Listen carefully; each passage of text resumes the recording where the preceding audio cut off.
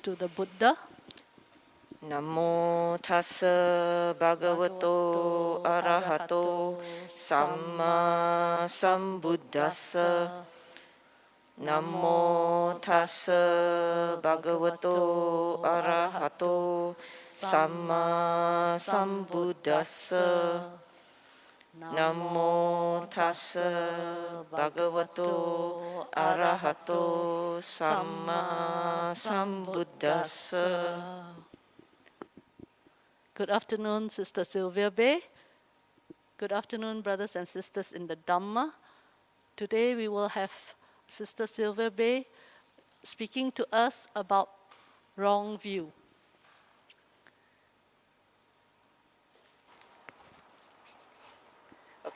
Maybe we can start a bit on 5 minutes, 10 minutes meditation.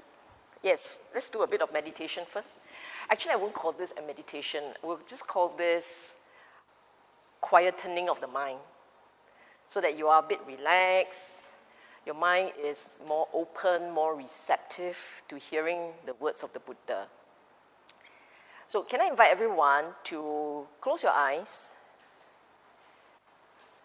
take a deep breath, as deep as you can go. Just take a deep breath. 1, 2, just breathe in deep. Relax.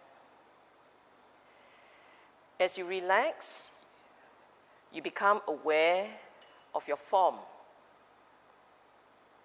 the body. Body, it's heavy. It is present, the form. As you observe the form, you may notice that there is breathing in the background, just breathing. Observe the breathing. In, out.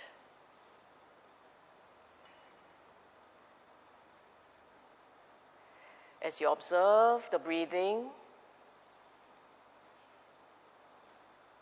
have a sense of the gentle lightness.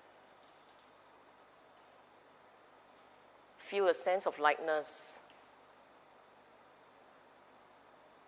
a bit of joy in the background, a bit of joy in the background.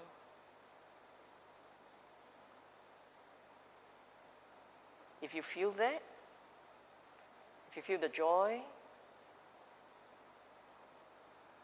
in your mind, say sadhu. Feel the gratitude.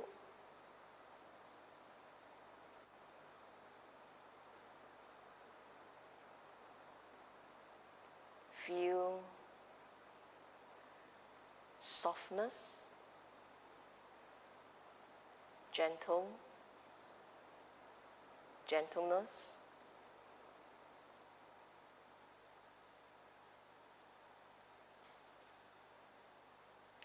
And as you watch the breathing, say this in your mind. In this life, I've been blessed because I have experienced Dhamma. I have the blessing to learn the Dhamma. So I have a chance to know how my mind works. This blessing that I have, I wish that all my loved ones will also one day experience for themselves the Dhamma, the joy of knowing this Dhamma,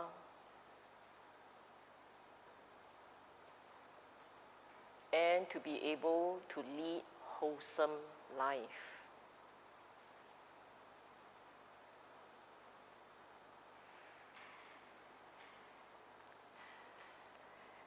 Then say,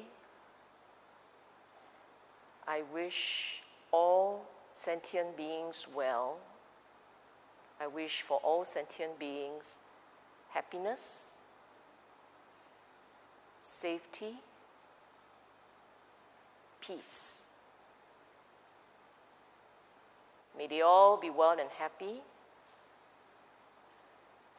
and may they all one day taste the Dhamma.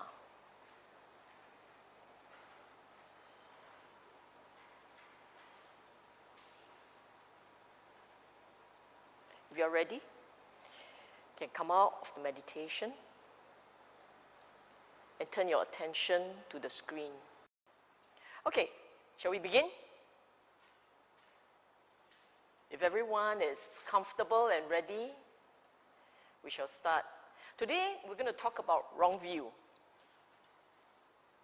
And in Pali, this word, wrong view, is micchādiṭṭhi, okay?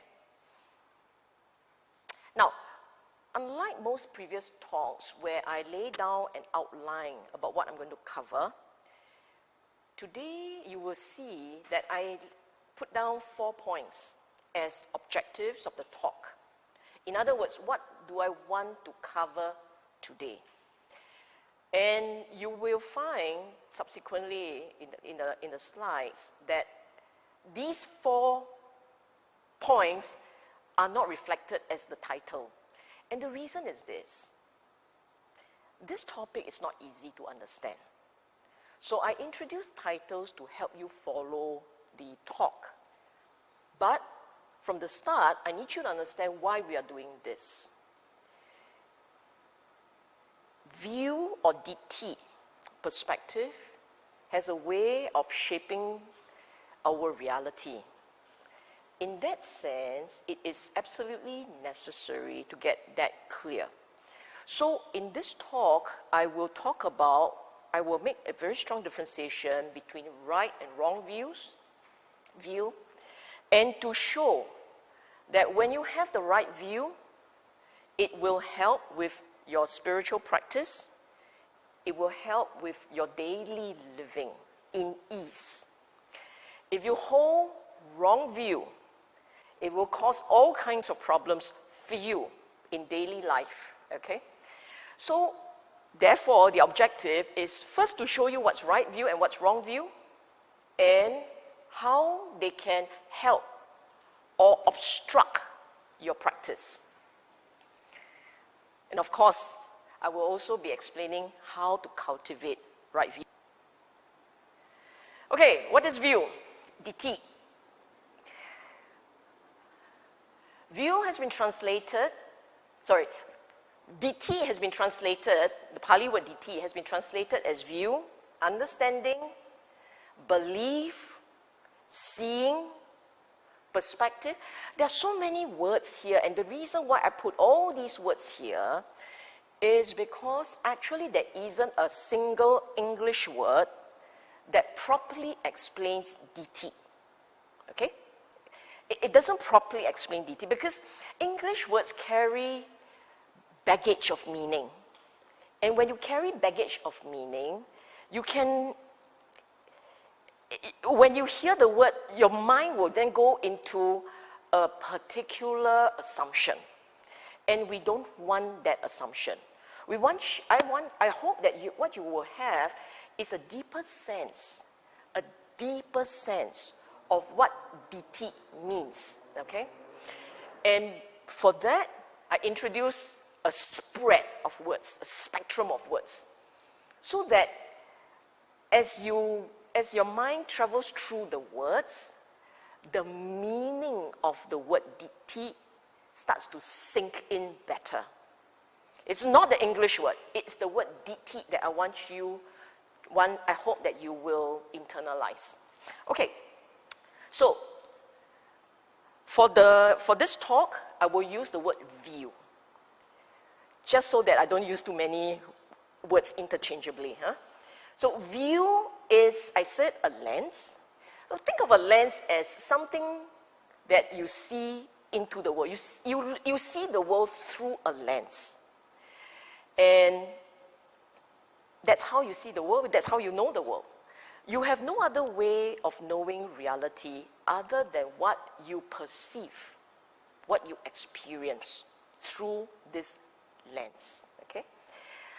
So the lens, the view will shape the way you see, you understand things, you understand people, you manage relationship, it impacts on your biases, assumptions, it affects your interpretation of others' behavior, it conditions your reaction, and so on and so forth, okay? But most importantly is this. When you hold a view, in your mind, you perceive that view, that perspective, you will perceive that to be, I quote, true and established. What do we mean by true and established? You don't know any better. Whatever that you see, as far as you're concerned, what you see, what you experience is accurate. It's reality. This is how you know things, how you see things. You cannot imagine that what you see, what you perceive as reality can actually be wrong and false. But as far as you're concerned, they are true and established. They are right. There's nothing wrong with them. But here's the catch. What we perceive to be reality is flawed. It has its own, and because it's flawed, it has inherent problems. And in the Dhamma, in Buddhism, we want to learn. How is it flawed? Why is it flawed? What is real? What is not flawed? Okay? Oh, I have one more line that says, some views are so deep-rooted that they feel core to your being. If you think about how you engage people, and you look very carefully at how your mind talks, your mind makes assumptions. And those assumptions, as far as you're concerned, they are real. And they define your assumptions, your belief, they define who you are. And not just that, in your mind, because of your assumptions, those assumptions also define how you perceive people. Then in your mind, it defines who they are, what they are. You have all kinds of strange way of seeing things and saying things, which you will see as we go along, okay? Okay. Now, if you notice, I have two alphabets there, A and B, okay? And here I said, what is wrong view? Two alphabets, A and B. Let me explain why they appear.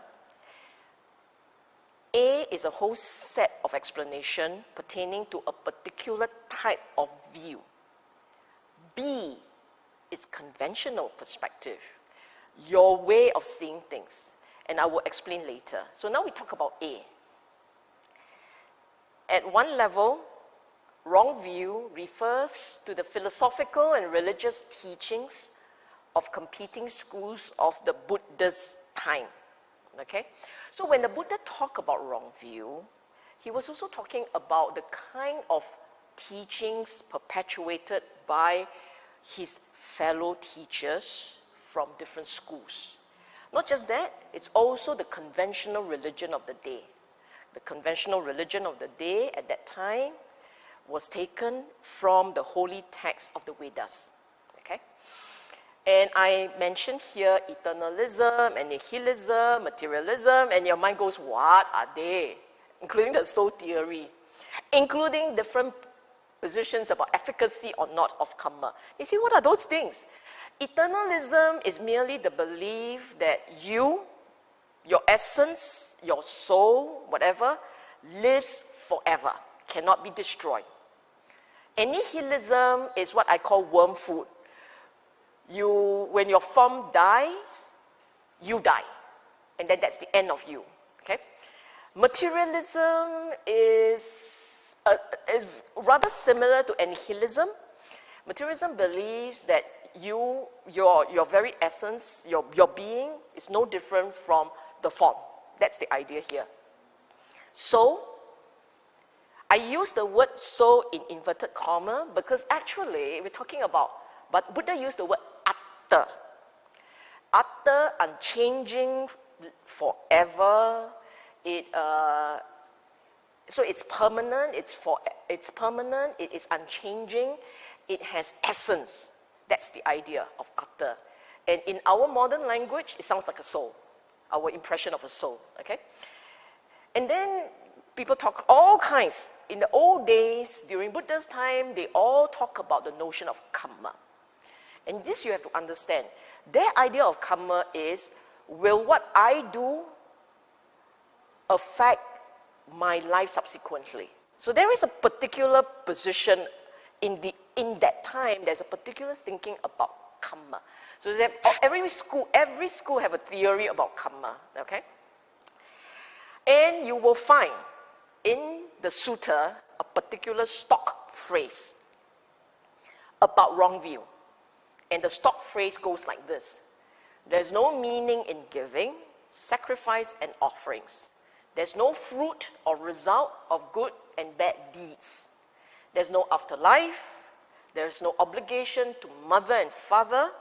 No beings are born spontaneously. And there's no ascetic or Brahmin who is well attained and practiced and who describes the afterlife after realizing it with their own insight. This is a translation taken from Sutta Central, translation done by Ajahn Sujato. Okay? If you have Bhikkhu Bodhi's text, you will find that it's written a little bit differently. I picked this one because for mass audience, it's relatively easier to understand. Now, if you just look at this stock phrase, just explain a little bit about the stock phrase. No meaning in giving, sacrifice, offering. Sacrifice and offering are made by are teachings in the Vedas. So they are made by the Brahmanas, okay? And there is the belief in their tradition, in the Brahmana tradition, that to improve your lot in life, you have to make sacrifices. Sacrifices. That is why you will find in the sutta mention of killings, killing of animals in a massive scale as sacrifices to the gods. They also talk about fire sacrifices, so things that are thrown into flame to be ferried to the land of the gods. Giving is something that was articulated by different schools about the importance of giving and how that would improve your lot in life. No fruit or result of good and bad deeds, kamma. Okay, kamma. So some schools said that whether you do good or you do bad, it has no relevance to how your life will come to be over time. Some schools insist that it has meaning. Some schools insist there isn't meaning. No afterlife. No afterlife means materialism. You die, game's over. No obligation to mother and father. Because this talks about social morality. Social morality, and parents are core to the morality of society. If you cannot even be grateful to your parents, you can just imagine how far from morality you have strayed. Okay? No beings reborn spontaneously. Again, this is about afterlife, the next life. This life, born, human and animal, are the only two that they believe in. Everything else they don't. When we say beings born spontaneously, it's actually talking about the heavens and hell. Because all the hell beings are spontaneously born, including petas, ghosts. And above all, good ascetics, Brahmana, you see, Buddha wasn't unfair. He's not only the monks can do it. Ascetics in Pali is Shramanas or Brahmana. Brahmana are just conventional religious people. So he's saying that in his time, there were good practitioners. Not necessarily Buddhists, not necessarily his students, but good people who are well attained, practice, wholesome people. And because they are well practiced, meaning they have meditation, they can see afterlives for themselves with their own insight. Okay? So the stock phrase, if you look at it, it's basically a summary of what were the conventional teachings of the day. It's a summary, contained just like that. It's like, let me give you a sound bite that captures everything in one sound bite.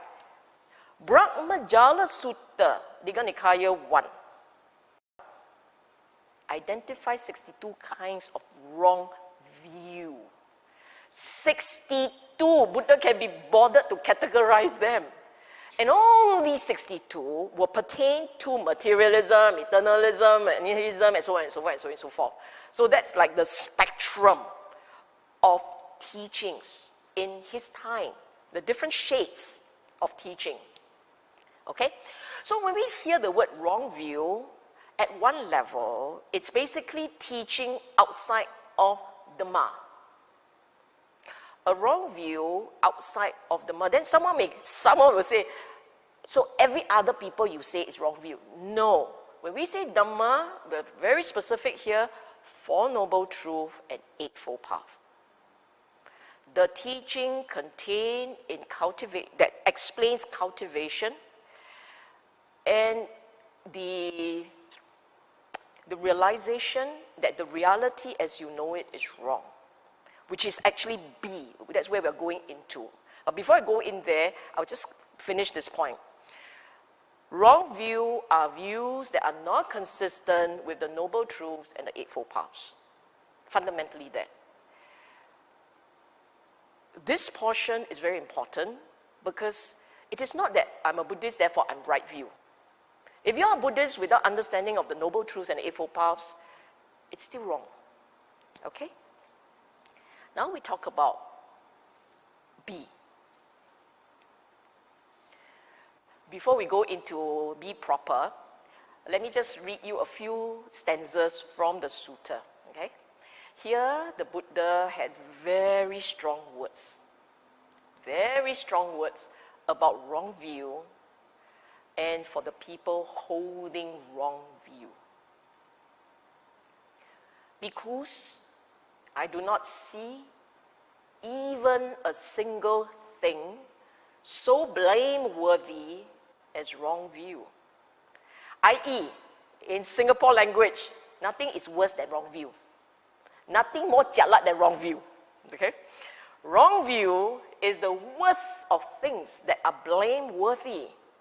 Blameworthy means these are bad things. And holding wrong view in the Buddha's view is the worst of all bad things. Anguttara Nikaya 1.318, Book of 1. Anguttara Nikaya is numerical collection, numbered collection, and this is Book of 1. One who holds wrong view and has an incorrect perspective is one who arises in the world for the harm, for the unhappiness, for the ruin and suffering of many people, of devas and humans, because he draws many people away from the good Dhamma and establishes them in the bad Dhamma. Powerful words here. If you draw people away from the Noble Truths and the Eightfold Paths, you make it impossible for them to become better people, to experience cessation of dukkha, meaning they can't find peace. If you don't truly understand the Four Noble Truths and the Eightfold Paths, you can never really find peace, unconditioned peace. And because of that, you bring people to ruin, okay? Buddha added that one who holds wrong view could end up in worse rebirths. AN 1.312. So you see, 312, 316, 318, it's all found in that same chapter. Because I do not see even a single thing on account of which, with the breakout of the body after death, beings are reborn in the plane of misery, in a bad destination, in the lower world, in hell, so much as wrong view. Possessing wrong view, beings are reborn in the plane of misery, in a destination, in the lower hell, in the lower world, in hell. Then you say, wrong view can lead to so much problem? Because holding wrong views means no more, you have no more check on your behavior. I will show that to you later. It's not that my view is wrong, full stop. View, remember I said earlier, your view will condition your behavior, will condition how you see things, how you understand things, how you relate to things, how you react to things. It affects your priorities. It affects, it's down to your minuscule reaction in daily life. So the view that you hold literally governs you the whole day. How you see, how you respond, what you prioritize, what you values, everything goes back to the view that you hold. So if the view is wrong, you just look at the downstream effects. It's considerable downstream effect. Literally affects your life in every ways. And not just your life, the life of people.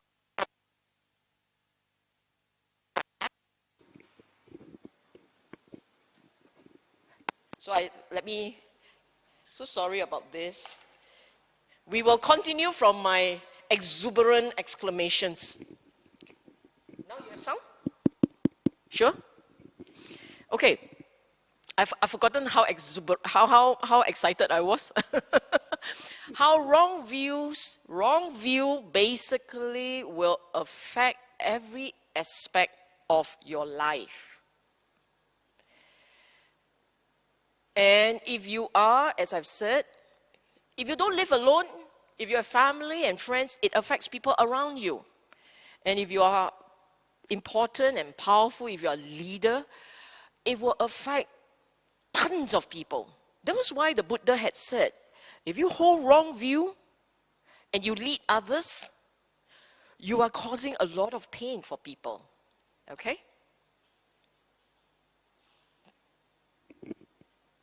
Now, so, this part you must pay close attention.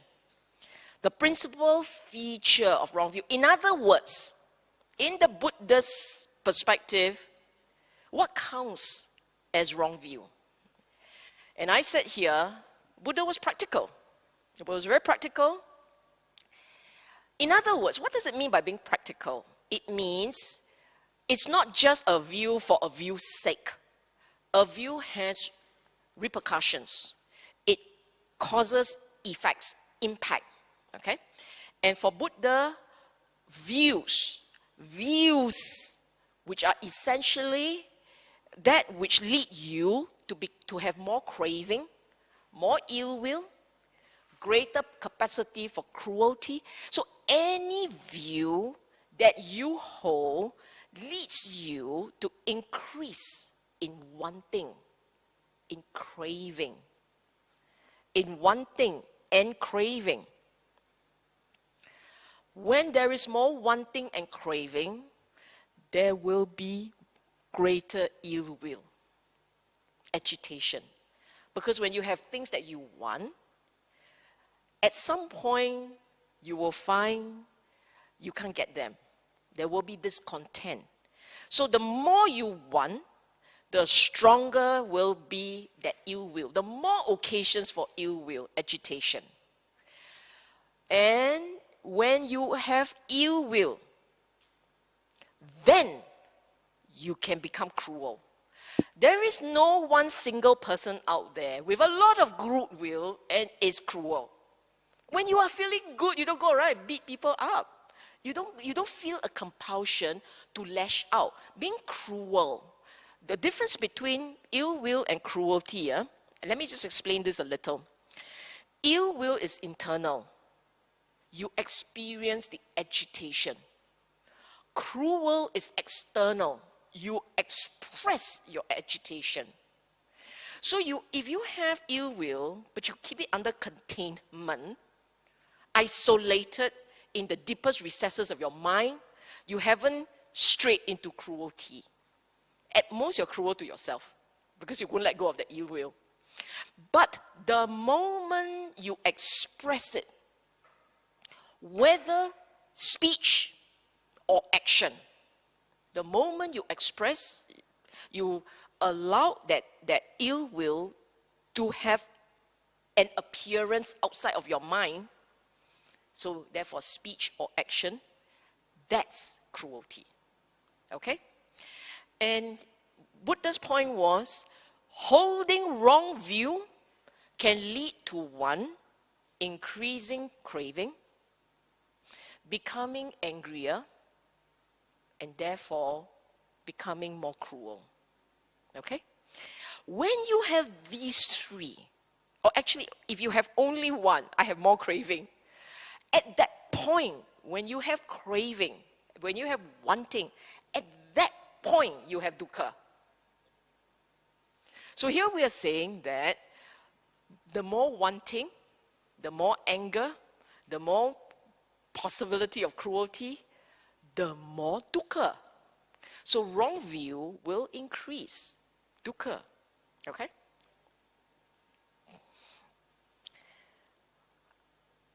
To sum up here,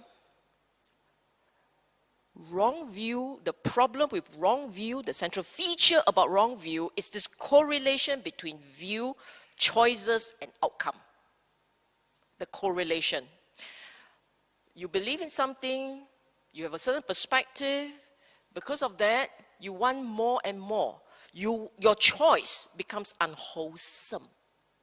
Wrong view leads to more unwholesome choices, therefore lead to greater dukkha, the outcome. Okay? This point is something to bear in mind. So, if you're going to ask me, is such and such a thing wrong view? I will say, does it lead to you making unwholesome choices? And do you think after making those choices, you're going to experience more or less dukkha? If you have an answer to that, you will know what view you held was right or wrong. This is what he said. Again. So for those of you who owns Bhikkhu Bodhi's Anguttara Nikaya, go read. Book of 1, it's around the 300s. This is where all these appear. Bhikkhus, for a person of wrong view, whatever bodily kamma, verbal kamma, mental kamma, he instigates and undertakes in accordance with that view. And whatever volition, yearning, inclination, volitional activities, all lead to what is unwished for, undesired, disagreeable, harm and suffering. You have wrong view, you undertake all these action, kamma, the result is dukkha. See? The outcome is not what you want. The outcome is not what you desired. The outcome is unpleasant. It's going to cause you more pain and it's going to harm you. That's what he said. Anguttara Nikaya 1.314, the next stanza, he said this. Suppose a seed of neem, bitter cucumber, bitter gall, were planted in moist soil, whatever nutrients it takes up from the soil, from the water, would still lead to bitter, pungent, disagreeable flavor. For what reason? Because the seed is bad. So too, for a person of wrong view, and then he goes on, repeated the same point. View is therefore, it's a seed. He compares that to a seed.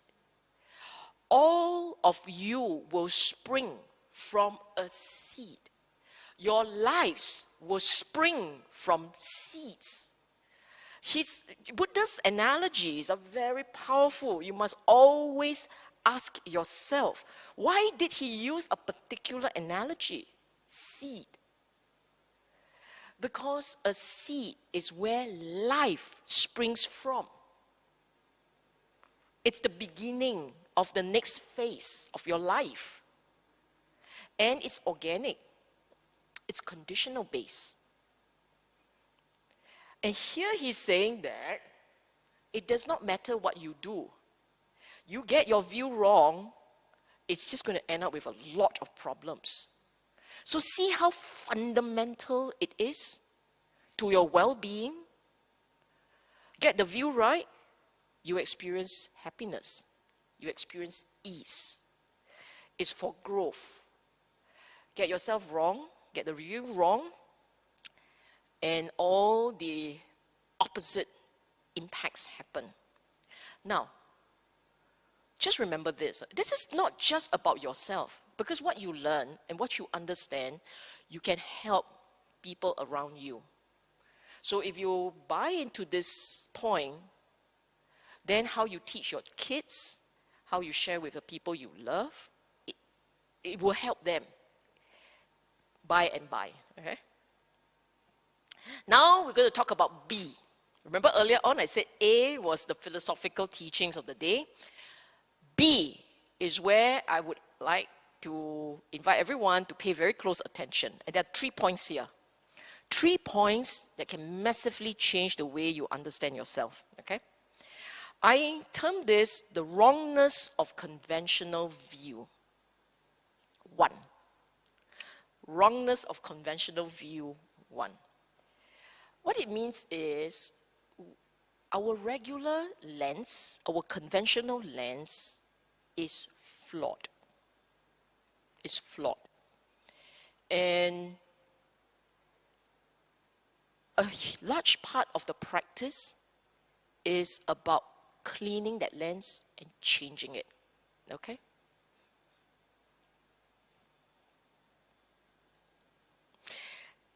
It comes from a sutta, AN 4.49, perversions. Perversions,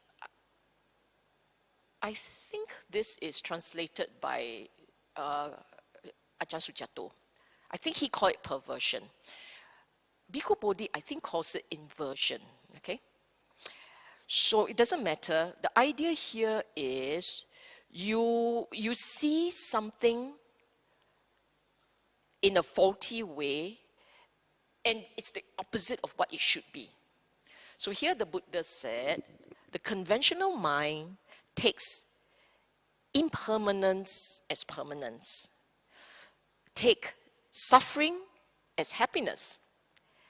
Take not self as self. And take ugliness as beauty. Okay? Now I'm going to explain how this works. How you take that part in brown, that's the Buddha's teaching, okay? And you put that aside first. Now I invite you to look at your own mind. And I'm going to introduce them one by one.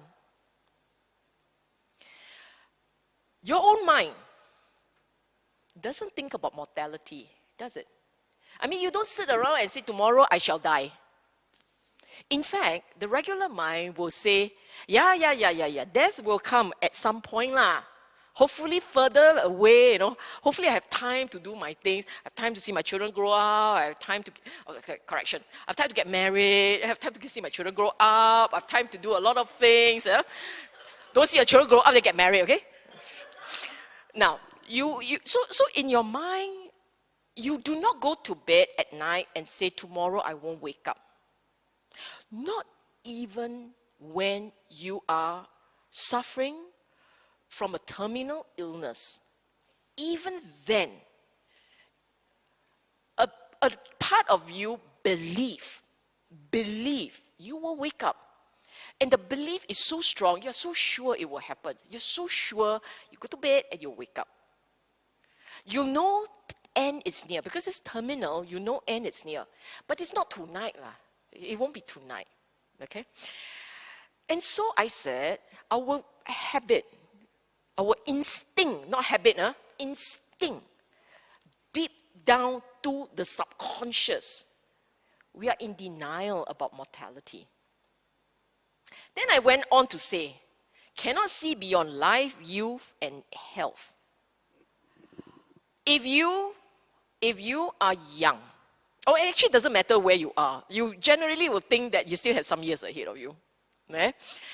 But if you are, by general definition, younger, by general definition, so someone in the 20s will say, I'm young. Someone in the 30s will say, I'm young. Someone in the 40s today will say, I think I'm young. Of course, 20 and 30s don't agree with you, but the 50s agree with you. Eh? And it goes on. At some point, you suddenly wake up and say, actually, I'm not young anymore. But you are young until you wake up. Eh? Now, why do I use this youth thing as a test? Because if you look at your mind, when you perceive that you're relatively younger, you look at your mind, there is a certain belief in your mind. There is a certain assumption. Time is on my side. Okay? This thing about youth actually means time is on my side. Then the second thing is health. The assumption of health. If you are healthy, doesn't matter what is corrupting within. I mean, you may have high cholesterol, and you may be diabetic, and you may have, I don't know, gout, and no. But relatively good health, you can take care of yourselves, you can do all kinds of things, you can go out on your own, etc., etc. So you perceive health. Your mind does not assume it will collapse, it will crack. The mind will just assume that this health goes on. Even though we see for ourselves all around us, people falling sick, people growing old, people die. But where we are concerned, where we sit, we have health, we're fine. How could crack overnight? But we know of people who die of heart attack. That's it. Right? But no. It won't happen to us. We got so sway. We talk like that. So, because of that, just this alone, look, growing old, dying, and actual death, this is a process of life. Even then, we are in denial. We don't see it. It is not part of our consciousness. It is not part of view. And because of that, we take moments that we live. We take moments as if it is permanent. Actually, this is what it means. So, at one level, it is because you don't see mortality, you live as if you live forever. In this talk, Reality Check, a point was made like this.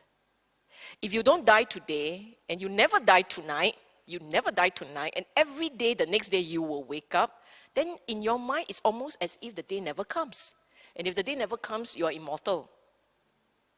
That's what it means, okay?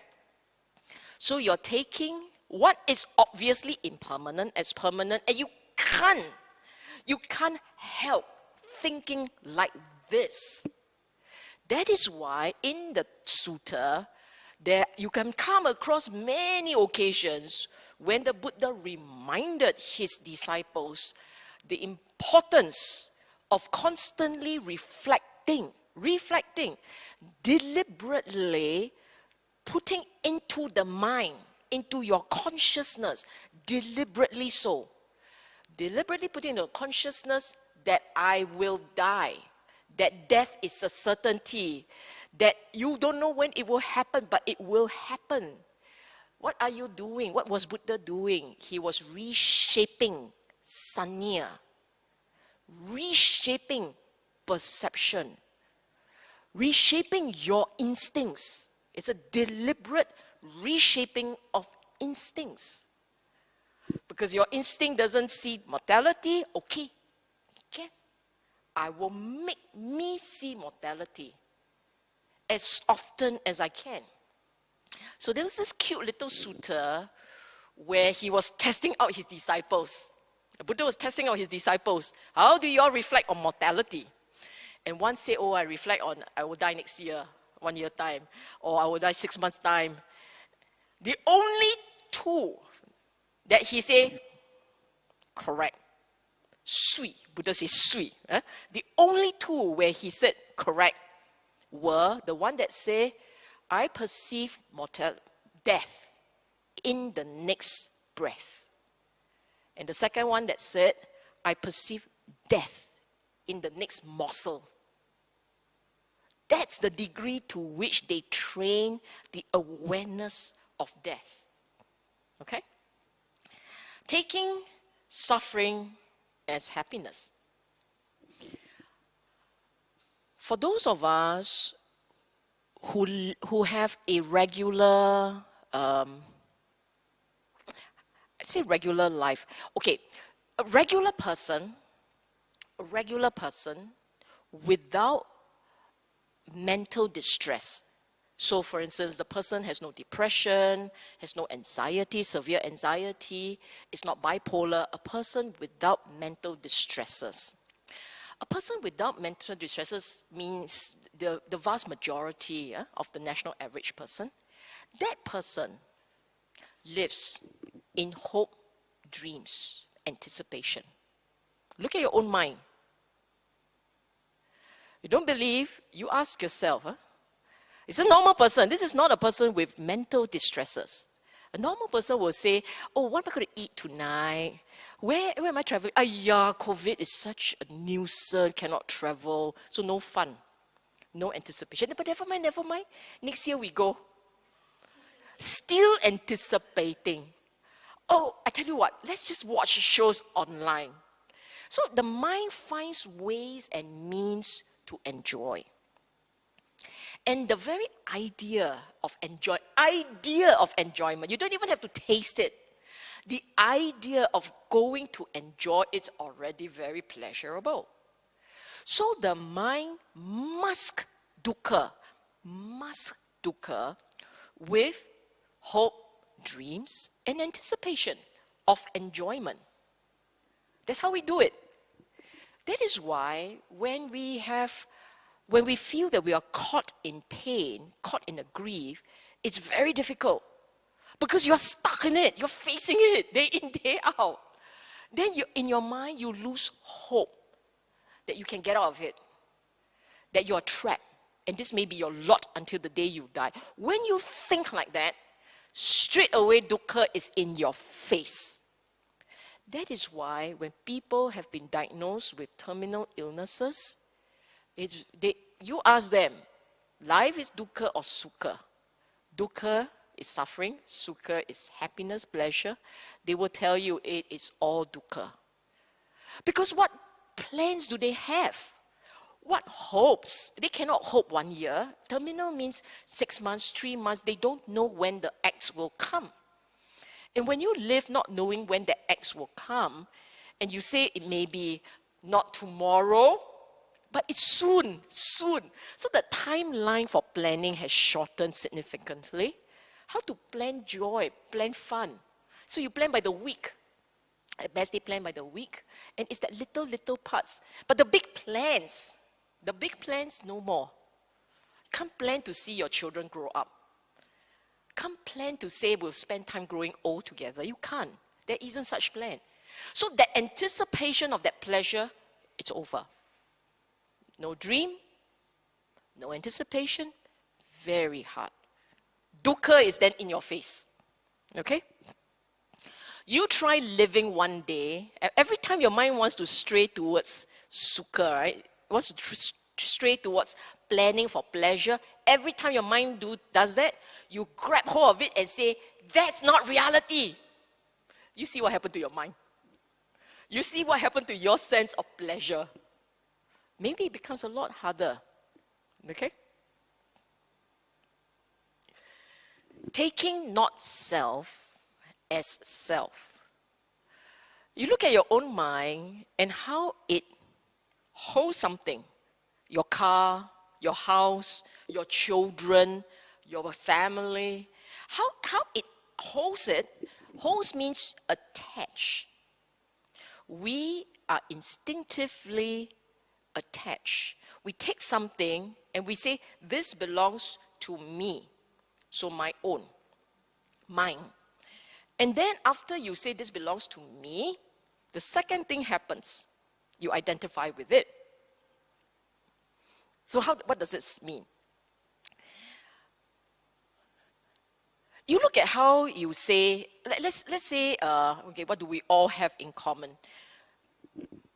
I don't know, family, okay? We all have family. So you look at your own mind and say, oh, this is my family. My son, my wife, my children, this is my family. Then you identify this family, I'm part of it. I am part of this family. So that's identifying with it. And the point is, what we don't realize is everything that we own, we will identify with it. Everything. Everything that we own will identify. What does it mean by identifying? Makes you feel good about yourself. My child is so smart. I'm a good mother. You see how you very quickly identify with something? This is my child. She's so smart. I'm a good mother. I'm a successful mother. It's an identity already. The sums of all these identities, which are actually stored as digibytes, gigabytes, megabytes, whatever bytes, there are bytes in the mind, in your neurons, as memories. And all these sparks of memories forms your idea of you, self. From something which is something that you crave, you own. That's craving and you own it. From that becomes an identity, it's about me, to the idea of a self.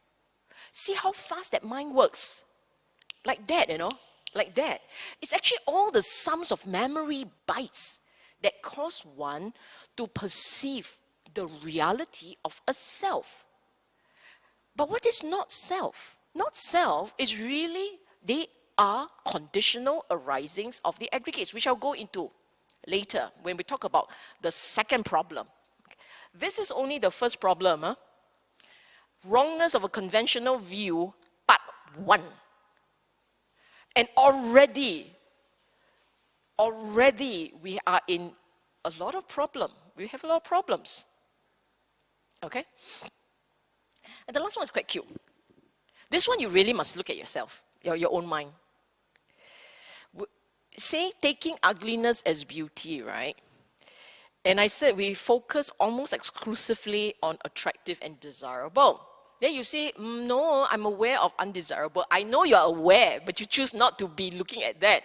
Look, if you look at clothing, just look at you go shopping, you just wander shopping. Do you go and pay attention to what really is unappealing or the one that is really appealing? And the same goes for faces. Even the babies like nice looking faces. Faces, nice face. Look, take a second, look, take a third, look, selfie. Not nice face, ugly. You know what? Just hide there. See the cupboard there? Go there. So your mind, our mind is incredible. You will thumb up for everyone that looks good. And then the not so good one, you didn't thumb down because you didn't see. You like flip. Right? And that is basically is a human biasness. It's a human biasness. But what we perceive to be attractive, we will cling. The problem with all four, 1, 2, 3, and 4, it is not just the four of them. The problem is these four makes us cling. We are attached because of wrong view. If you see something as impermanent, as dukkha, as not self, and unattractive, we will not be attached. It is because we are fixated with the wrong perspective that something is impermanent, we see as permanent, we see as gloriously beautiful, as so pleasurable, and my gosh, this is all about me. It's because you see it like this, then we are attached. So what is wrong is that it causes attachment. It leads to attachment. It's the cause and condition for attachment. That's what's wrong. Okay? Wrongness of conventional view number 2. Agree?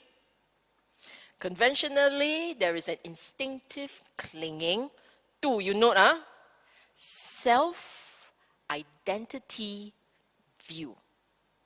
And I explained earlier what you own, what you cling onto, you take that to be an extension of your identity. I said that, You buy a big car for what? Because, voila, it's about me. And so on and so forth. Okay, now I'm going to set you a stanza. Look at what the Buddha said. The uninstructed worldling who is not a seer. This word here is a seer, not a seer. Use here. A seer of the noble ones, it's unskilled, undisciplined in the Dhamma, regards form as self, self as possessing form, form as in self, self as in form. He lives obsessed by the notion, I am form. Form is mine. He regards feeling as self as possessing feeling, or feeling as in self, etc., etc. And he goes on. Feeling, perception, formation, volitional formation, consciousness. They are aggregates. They 5 aggregates of grasping. Okay? So in all these 5 aggregates of grasping, we take each of them as form. As self. Any one of them we say it's self. Then if you say, oh, no. The form and the self are not the same. Form and self are not the same. It's okay. There is a self that possesses forms. So now you split it apart and you have the idea of a self having these aggregates. So they're not the same. One is your aggregates and the self are meshed. One and all, the same. The second one is, no, there is a self. And this self has these ups and down, up and down. Your aggregates, arising, falling, right? You say, oh, my aggregates are arising and falling, but there's a self watching them. Observer seeing objects. Okay, that's the idea. The first one is observer, object, same. The second one is observer seeing objects. Your objects are your aggregates. Form as in self, meaning your aggregate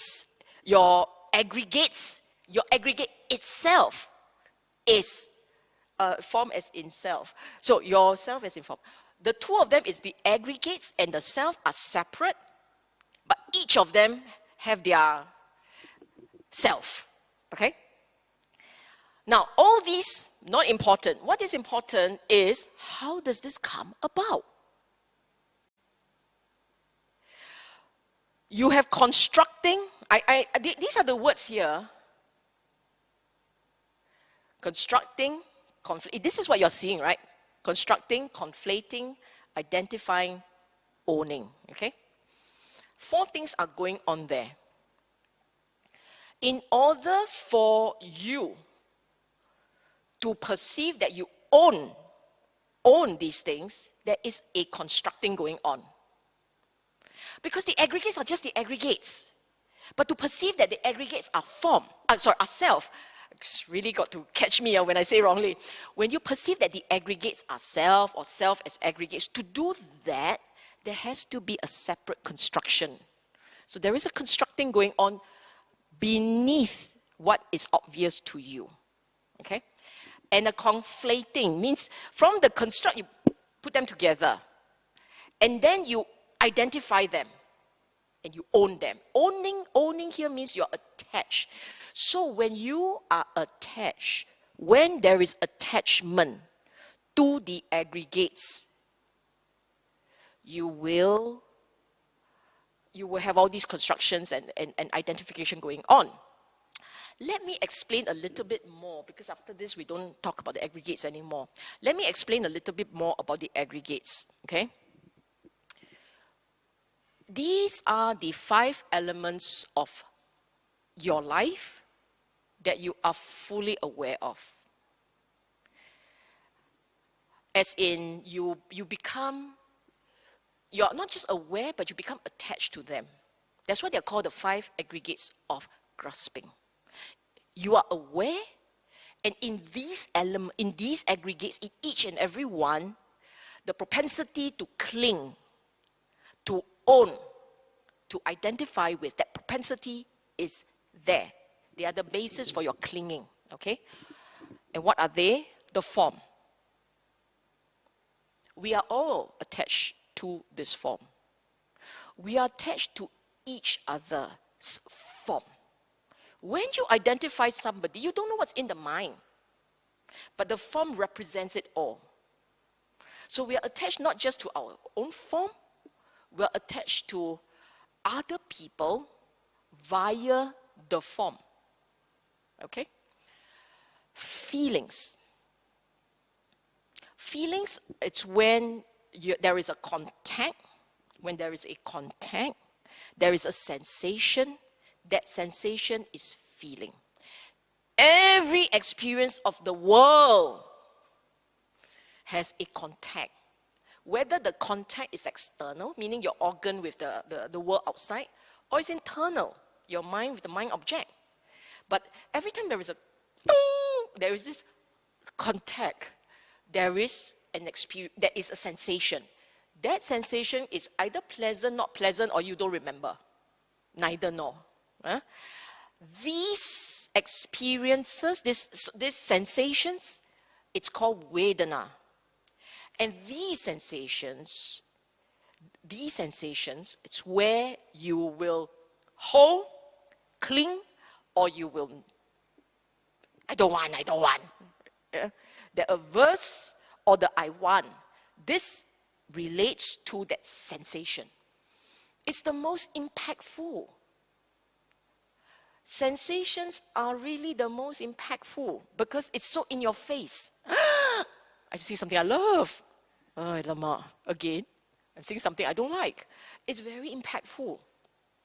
And then everything else in between, the bland part of life.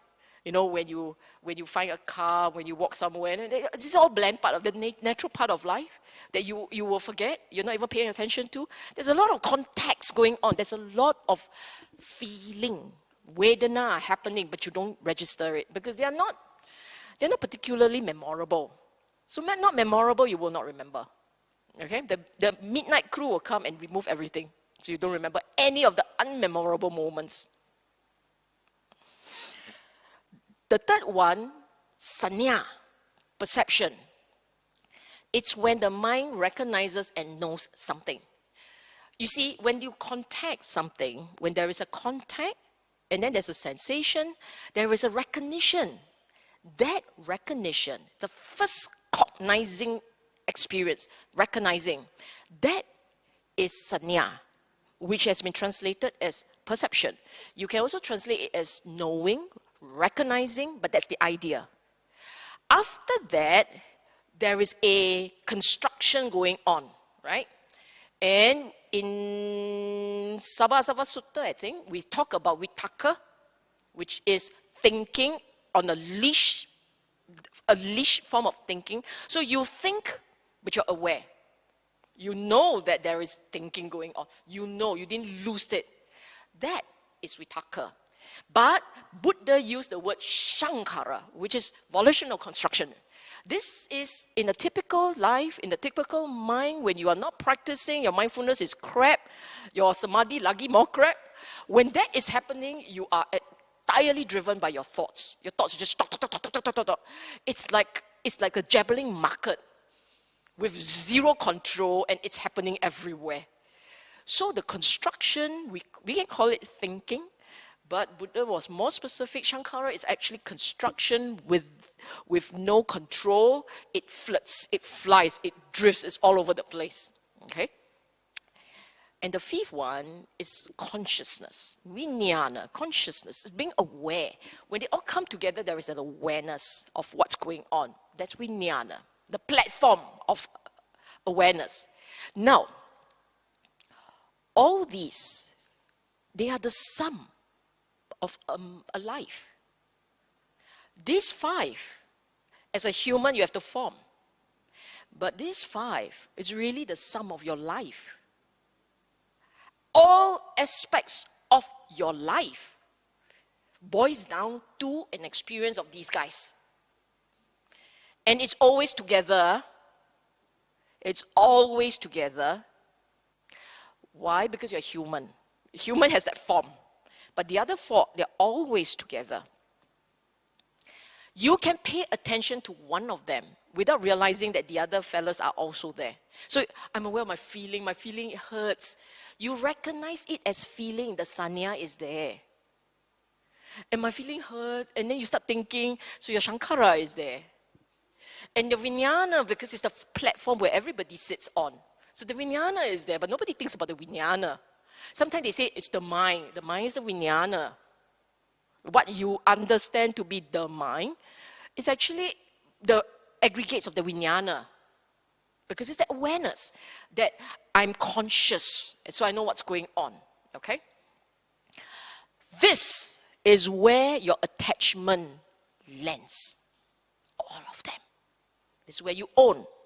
Your sense of the self, the I, are actually these fellas flirting all over. You say, this is my feeling. I am emotional. So I'm an emotional person. The feelings that you own now defines you, defines who you are. Why is this wrong? It leads to clinging.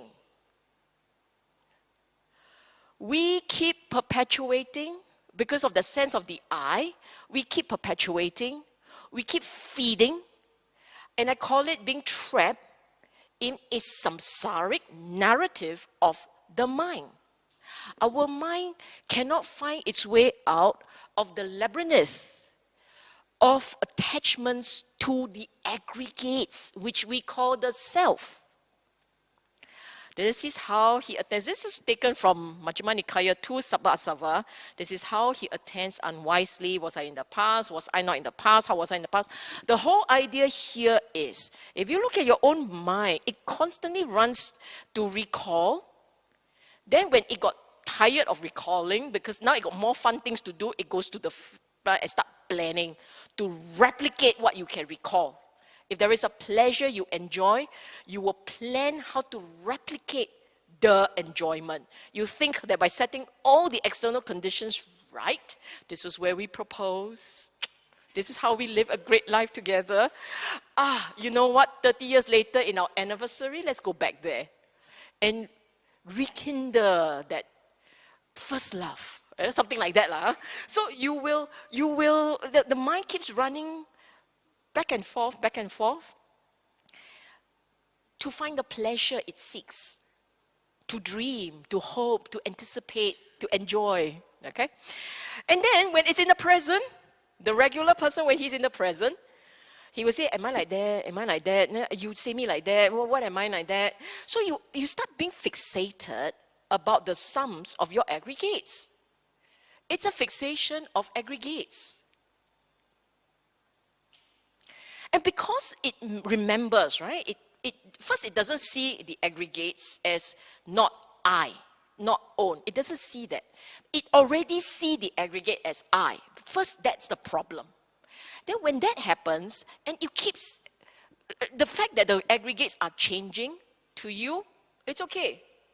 The aggregates are changing, but the self is not. That which you have created, the self encompassing the aggregate, you can detach. It's like the camera and the tripod, you can detach. And they can serve different function. The aggregates can come and go. Who cares? The self is permanent. That's how your aggregate, from what is really conditionally arising aggregates becomes, I call it 5 AG, 5 aggregates of grasping. Do not drop the word grasping, because the aggregates are your condition for holding, okay? So become permanent. It's timeless because every time you experience it, it's just an extension of the permanent I in your imagination. And because it is timeless, it has to flow like that. Huh? Because it's permanent, it becomes timeless. Because it's permanent and timeless, it's meaningful. Otherwise, what's so meaningful about it? If all is a but, a nanosecond in time, then what's so meaningful about that? No more. No more. It's not meaningful, but okay, from a music, it's meaningful, right? It's beautiful. Okay. Your subconscious assumption of permanence. You know that 5 aggregates, the conditional arising aggregates? Number 1 is the assumption of permanence. Then, because it's meaningful, we find sukha in it. This part, why like that? Okay, remember what I said about the terminally ill person will see impermanence and then see dukkha. Because he can't plan. There is no dream. You can't concoct. You can't create. So all you have is just pain, dukkha. You flip the side. Now you have time on your side. You can plan as much as you want. And the planning itself gives you pleasure. You see that? The moment you perceive there is time, means you can do things to your satisfaction, to your delight and enjoyment, then let's act on it. Otherwise, what's the point? Right?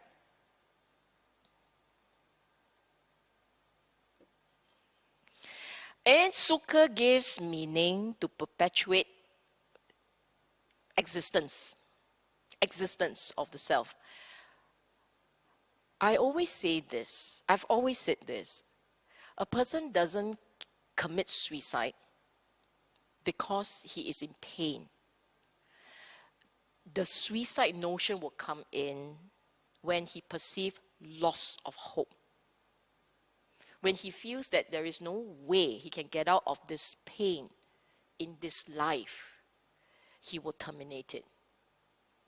But as long as there is the belief that I can still resume fun and enjoyment, and I can have hope and dream, this too shall pass. If the mind thinks like that, that is hope. There's no reason to kill oneself. So it is pleasure. Where is the dream of pleasure, the hope for pleasure, anticipation of pleasure, that is what gives meaning to existence. And what is it? They're all perception. They're all views. They're all ideas. It's all in the mind. Huh?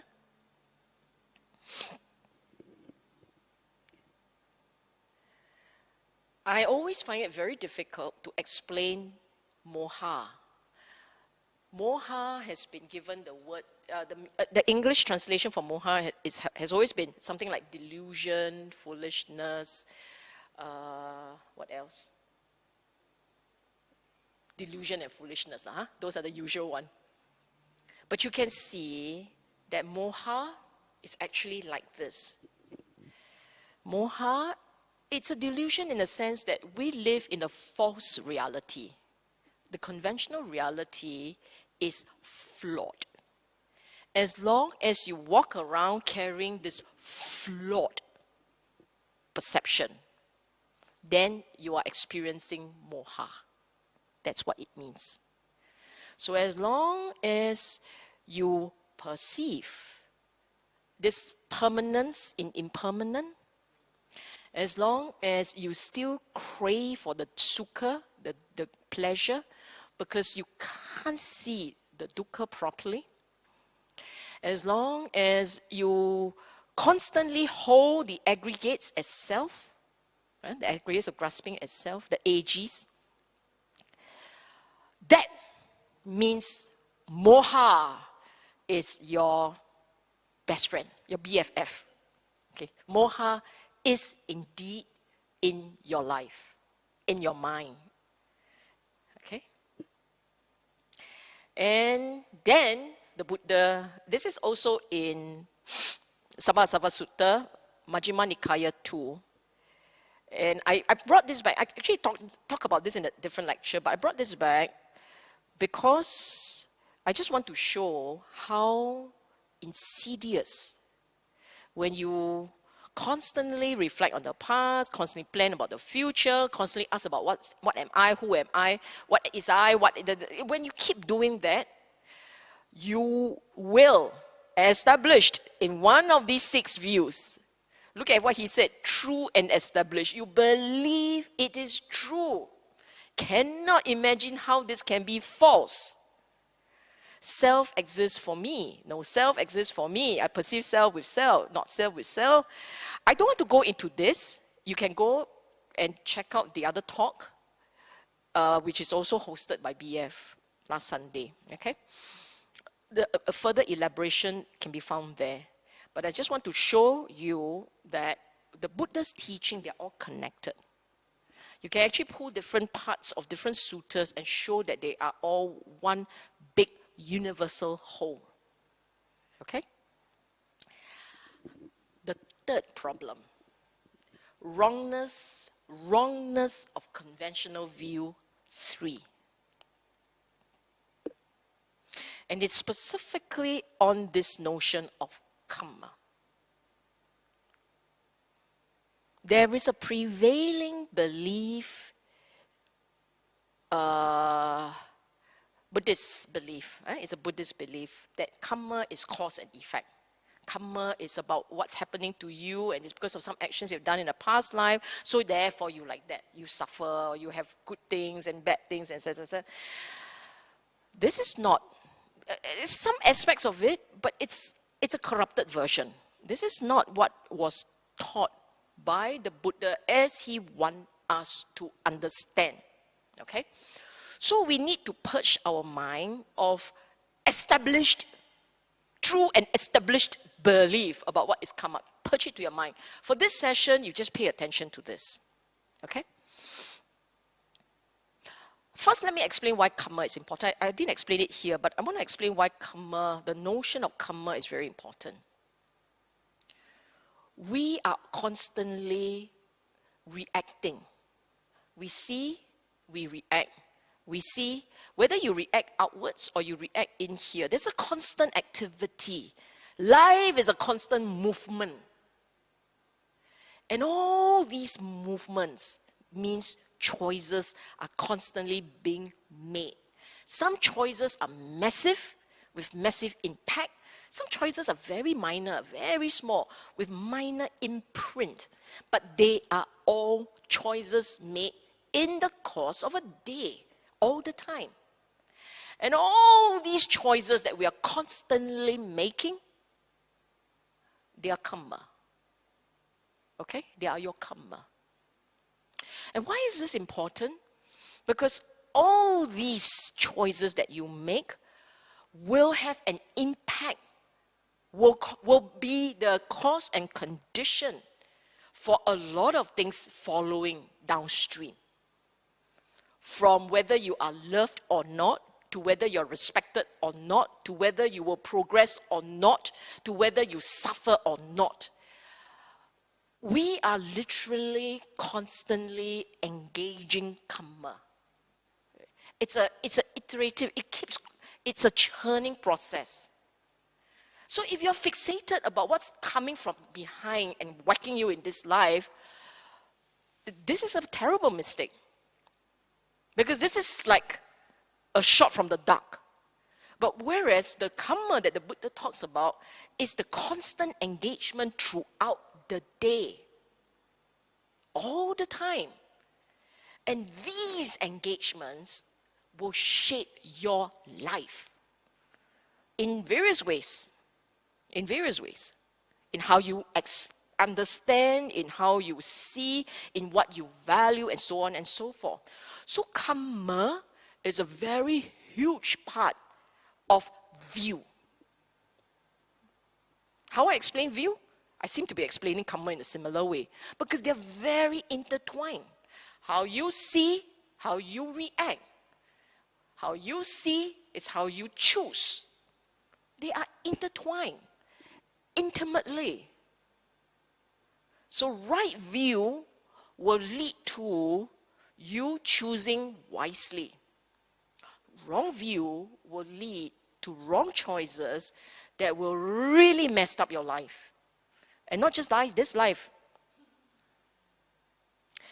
You're taking an SQ flight into the next life with all your baggage. All kinds of baggage, not all. Some you leave behind, okay? Some you will leave behind.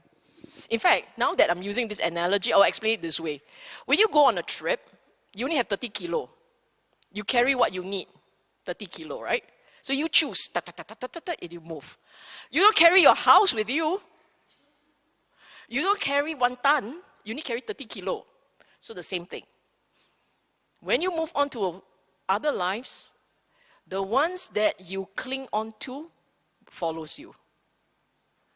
The thing that makes deepest impact on your mind follows you. Should I go here to eat or should I go there to eat doesn't follow you. There's many, many things which are part of the many, many tons that you accumulate in life, they are just left behind. Don't remember, don't care, okay? So, in the Buddha's time, there were 3, what I call prevailing views. There is no result of kamma, which was the teaching of a teacher by the name Ajita Kesa Kambali. There are no causes, in other words, what is happening now is accidental. It's accidental. Nothing happens before you. There was no kamma before. Whatever is happening is accidental. So this is called ahetuka. Hetu is root, base, foundation, origination, cause. Hetu, ahetu, no cause. And this was taught by another teacher called micchādiṭṭhi. Then there was another teacher who said there's no such thing as kamma. No, the akiriya. Kiri is like action. Akiri, no, nothing. Purana Kassapa, okay? No kusala, akusala. Now, they're not important. If you're really interested, you go online, you look for this book, Notion of Diṭṭhi, by a researcher, by a scholar, Paul Fuller, and you can download the whole book. It's for free. He uploaded it for free. What I'm more interested in is today's view. Today's view.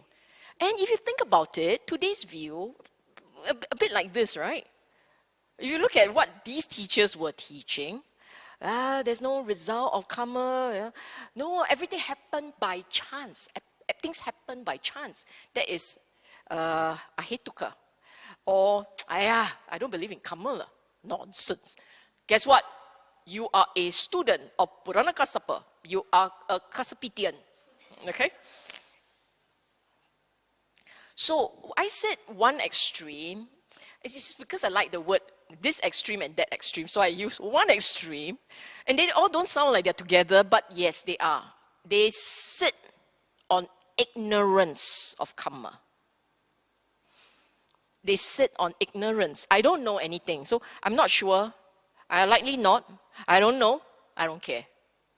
So the idea is there's a whole bunch of people in our world who said, where got such a thing as kamma? But you see, what they don't realize is they were referring to the kamma of cause and effect. They are not referring to the Buddha's kamma. The Buddha's teaching of kamma, on kamma, is not cause and effect. It's not like that.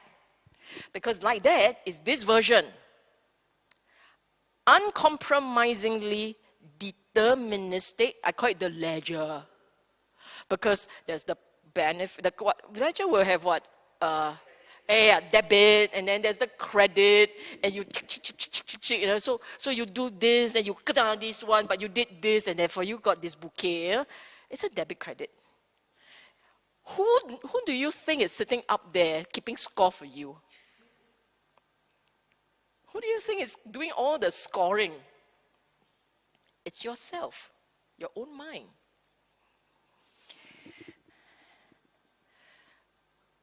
Bhikkhus, beings are the owners of their kamma, the heir of their kamma. They have kamma as their origin, kamma as their relative, kamma as their resort. Whatever kamma that they do, good or bad, they are its heir. This is a translation by Ajahn Sujato. So it's Sutta Central, online. Yeah? I pluck it and I put it here because I guess I got tired of typing. But, don't worry, I memorized the words very well. So let me just explain this, how it works. Huh? All this has a meaning. Owner of kamma. You make choices, right? All time, you make choices. You decide. You see something, you react. From that reaction, it's you who, you have 1 minute to make a choice and then you decide. You can choose yes or no, good or bad, wholesome, unwholesome. You can still decide. So in that sense, you are the owner. You perpetuated it. You started the business. Okay, for this particular strand, you started it. But then why heir then? Why do you are the owner, then now you inherit. Because the moment you make a decision, whatever motivated that decision, it will leave an imprint in your mind. It's an imprint. And from this imprint, origin, in some other translations, they say you're born of it. So the imprint, many imprints, they shape a certain ambience in the mind from which comes future decisions, future reaction. Right? So, example, I can choose to be upset or not, and I will react. Okay, I choose to be angry. Anger comes up, see, anger comes up, I can choose to react or not. I cannot take it, I will say something. So you reacted. You reacted, if you release the cortisol, you release the adrenaline, boom, into your system. Now it's streaming in there. Okay? It's forming part of the ambience there. Then what happened? You're feeling the effects of your anger. So you're heir to your kamma. You're feeling the effects of the anger. Then now, someone comes and says, may I? And you go, not now. What's it got to do with him? But the effects of the anger, the agitation, is now the basis from which you reacted to number 2. You are born of that kamma. And relative is very cute. He translates it as relative. But actually, it's also fetter. Okay? The Bhikkhu Bodhi's translation is a fetter, meaning to say, you are now stuck. You're stuck with the anger. Right? Your next reaction is born out of the earlier cortisol and adrenaline. Now you're stuck to it for a while. So that's why you're bound to it, you're tied to it for a while until it dissipates. The fact that anger dissipates, the fact that your kamma, you can do things to change because you're fungible, you can change. Because of that, it's your refuge. He calls it resort, but actually it's a refuge. It's your way out. It's your way to fix things. There is no such thing as a permanently angry man, a permanently cruel man, a permanently unwholesome man. There is no such thing. It's very much your view, your understanding, your diṭṭhi. If you have wisdom lurking in there, one day it will pop out. As now it's in business. Your wisdom pops out, it's in business. Hopefully you restrain. Hopefully you change. You make more wholesome decisions. And the result of which is you're a happier person. You are heir to kamma, is whatever that you do, you will feel the effects.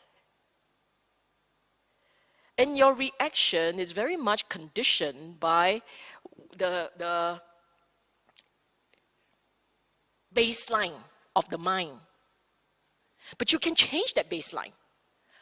You can train yourself to shift that baseline. That's your refuge. Okay? So don't see this as deterministic. The very last one, kamma as refuge, tells you you have real choices and you can fix things. And you can make things better for yourself in this life. And if you do it really well, you will carry this skill into the next life, future lives. Okay? So, kamma, volitional choices, lives imprint in mind, cause and conditions, habitual tendencies, they are all here. Mental ambience, mental health. I love this. Mental health. From your choices, you shape the nature, the condition of your mind. And if you shape it wisely, you're a happier person. You shape it unwisely, unwholesomely, unskillfully, you will be a very pained, dried, wrinkled, agitated, and I'm not describing your form. It's a very sour person, okay? And effects impermanent and changing, okay? Move on. So the impact of wrong view on spiritual practice. This came from a sutta in Majjhima Nikaya, 117, micchādiṭṭhi Sutta. Buddha said, Bhikkhus, right view comes first. Right view comes first.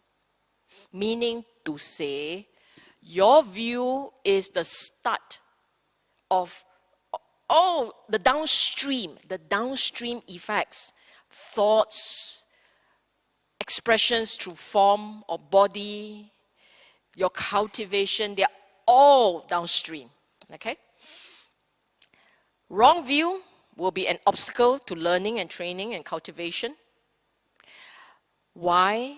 Because you see, you understand wrongly, you will do everything wrong. Buddha actually said, wrong view leads to wrong thought, leads to wrong action, wrong speech, and it goes down. So there will be wrong effort, there will be wrong sati and samadhi. Why wrong effort, wrong sati, wrong samadhi? You see, let's just turn the Eightfold Path in the wrong direction, okay? So your wrong view means, I am entitled, I am real. If I don't show my hand, people will take me for granted. Common or not? Common idea, right? So this is the start of the wrong view. And so when I think like that, I will have craving. I must protect my image. Make sure that everybody respect me. So the agitation goes up. And if people don't respect you, you will give it to them. cruelty. So wrong thought. Therefore, in action and in speech, unwholesome. You scold, you will lie for the respect. You will talk bad about people, so that if they are too busy fighting over there, they will all turn to you as the guru. The horrid guru, but doesn't matter, you know, zombie king. Then why wrong effort? Because your fixation, there is a fixation with, you all must look up to me, I'm the smart one, and hey, respect, man, hey, respect. So you have this fixation. Your effort is into making sure that you have what you want. So it's akusala effort. You want to talk about mindfulness? Then your mindfulness is on how to make sure that people respect you. There is no samadhi. Your samadhi will be, I don't know, maybe come up with magic power so that more people will respect you. All the wrong things you'll be doing. Okay? So you can just imagine how the start point, view, perspective, lens, understanding, that start point being wrong will lead to all the mistakes make in a practice. I just to make sure that I remember to say it, I say, note. 3 fetters had to be broken for stream entry. Believe in the self, self-delusion, Okay. The point here is this. The very first time there is a real taste of the Dhamma, the very first time there is this real taste of what is Dhamma, you look at it, it's about changing wrong view to right view. Micchādiṭṭhi, translated as self, sakaya, the self, the permanent being, the essence, diṭṭhi, that has to crack. So micchādiṭṭhi cracking means you really see the aggregates as not self, not mine. There is no identifying with the aggregates. Aggregates are conditionally a reason. And in all this conditionally a reason experience, the mind can't see a self in it, in them. When you experience that, it means your sense of self has dropped. Okay? Doesn't mean you have no ego. It merely means you don't find a permanent being residing separate from the conditionally a reason aggregates. And so you see for yourself the Buddha's Dhamma. Remember, a very core part about the worldling's mind, the conventional man's mind, very core part is the sense of the self. When that sense, when that self idea is completely dropped, when that thing drops, you now don't see a self in events of the world. You will then realize the other aspects of the Buddha's teaching were all correct. Because the first thing you will experience is reduced dukkha. Noble truths, remember? First, second, third, fourth noble truth. There is dukkha. Craving leads to dukkha. The cessation of dukkha when there is no craving.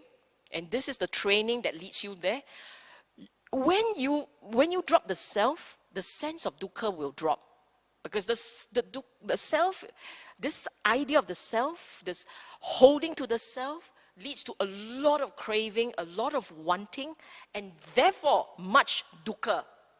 So when the micchādiṭṭhi drops, that doubt, that is this correct, is this practice correct, does the Buddha's Dhamma lead to cessation of dukkha, and the he will also drop.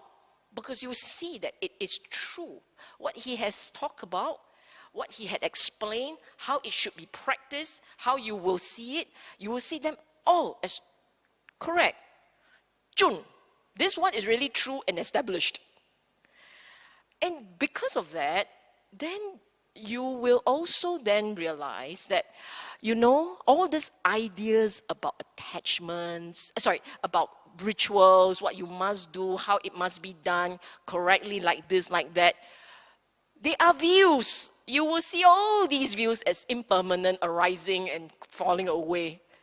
They have no impact whatsoever on cessation of dukkha. So because the entering of this stream really is changing from wrong view to right view. It makes that difference, the world of difference. Okay? So if you do not change the view, from the start you say, I'm not sure I will still hold on to my conventional ones, there is no way you can enter that stream. Because the Buddha's teaching requires you to drop your views, drop your conventional wrong view. And if you say, okay, I believe in faith, I believe the Buddha was right and mine is wrong, then you will do exactly as he had advised. Reflect on mortality, reflect on impermanence and dukkha. You keep doing that, and then it will start, your mind will start to shift. The view, the lens will start to shift. Okay? This is only the first level of sainthood, the first level of the Arya path. The subsequent levels of the Arya path requires that we overcome lobha dosa massively, because the clinging is very strong. Right now, when you enter that stream, the only clinging that cracks is the clinging to view. That one cracks. But the clinging to pleasure, the enjoyment of taste, that one hasn't cracked. So there will be the enjoyment perpetuated by the form, meaning the sight, the sound and all. And then there is the enjoyment of the mind. Those two haven't cracked. And that's why it says wrong view has to be eradicated first before the other defilements can be tackled properly. Okay, we've been talking on and on and on and on about right view, wrong view. So now we have to say a little bit about right view, okay? I say a little bit, but actually we end up with quite a bit of bits. Okay, what is right view? There is a sutta in the Majjhima Nikaya called Samaditthi Sutta, where it is beautiful. It lays down a whole series of what is right view, okay?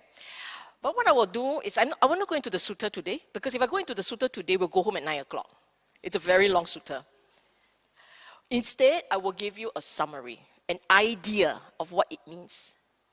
The critical thing about the teaching, about the Buddha's teaching, the critical element is the Four Noble Truths.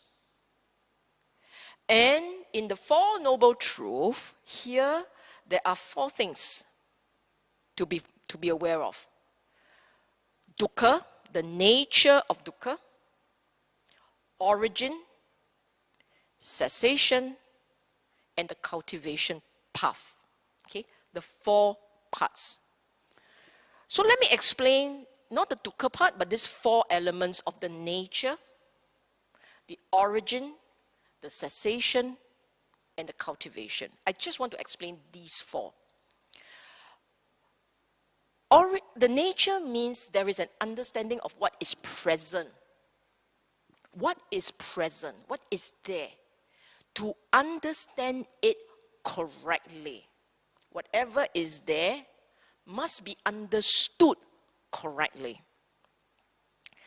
The origin is how did this come about? How did this come about? Because knowing how it comes about, knowing correctly, means you have a chance of dropping it. If you don't know how it comes about, How do you tackle it? Okay? The third one says cessation means it can be done. There is a way around it. There is an escape hatch. It can end. The fourth one says cultivation means you got to do it by the method, the methodology. And in this methodology, it requires the right understanding all throughout, making the correct restraint and cultivation, and the mind will begin to experience it. It will start to it starts to experience, it starts to understand. Okay? Now, Samadhi will talk about in the sutta, meaning about Samadhi. What are we supposed to understand? We are supposed to understand wholesome, unwholesome roots. Wholesome, what is wholesome? What is unwholesome mental states? And the roots of wholesome, unwholesome, so that in life you constantly do the wholesome part, make the wholesome choices, and experience the cessation. Cessation. You do not choose what is wholesome, you will keep churning the unwholesome, the dukkha. Okay? In the sutta, they talk about ignorance, nutriments, taints, craving, clinging, aggregates, sense bases, birth, aging, death, and so on. Collectively, I introduce a modern word, a set of modern words. I say system, structure, processes, and power source. Because this is actually you, our mind.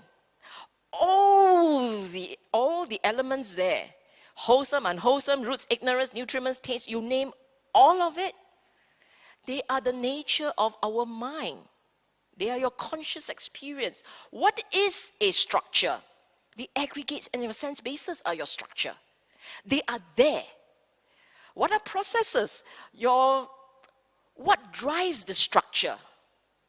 Birth, aging, death, nutriments. Nutriments are power sources, really. So you have, basically, if you understand what I mean by system, structure, processes, and power source, you have a structure. There are ways things are done. Together they interact. That's a system. They need a power source to keep these things all going. So your mind has a structure, has a way of seeing things, has a way of interacting. And there are all these changes taking place, which are your processes. All these changes that are driving it. Your ignorance and your craving are your key power sources that drives us in this life and drives us lives to lives. Okay? Perhaps one day we will talk about Samadhi in detail. But for now, just know this. You are essentially looking at how the mind works as follow. Recognize the aggregates, see what feeds the aggregates, see what the aggregates cling to, see how they perpetuate and drive itself again and again. See the power of clinging and craving in moving you from point to point in this life, driving the directions in which you take, and so on and so forth. Okay? Learn to recognize the conditions of the mind, the players in your mind, as they arise, as they fade.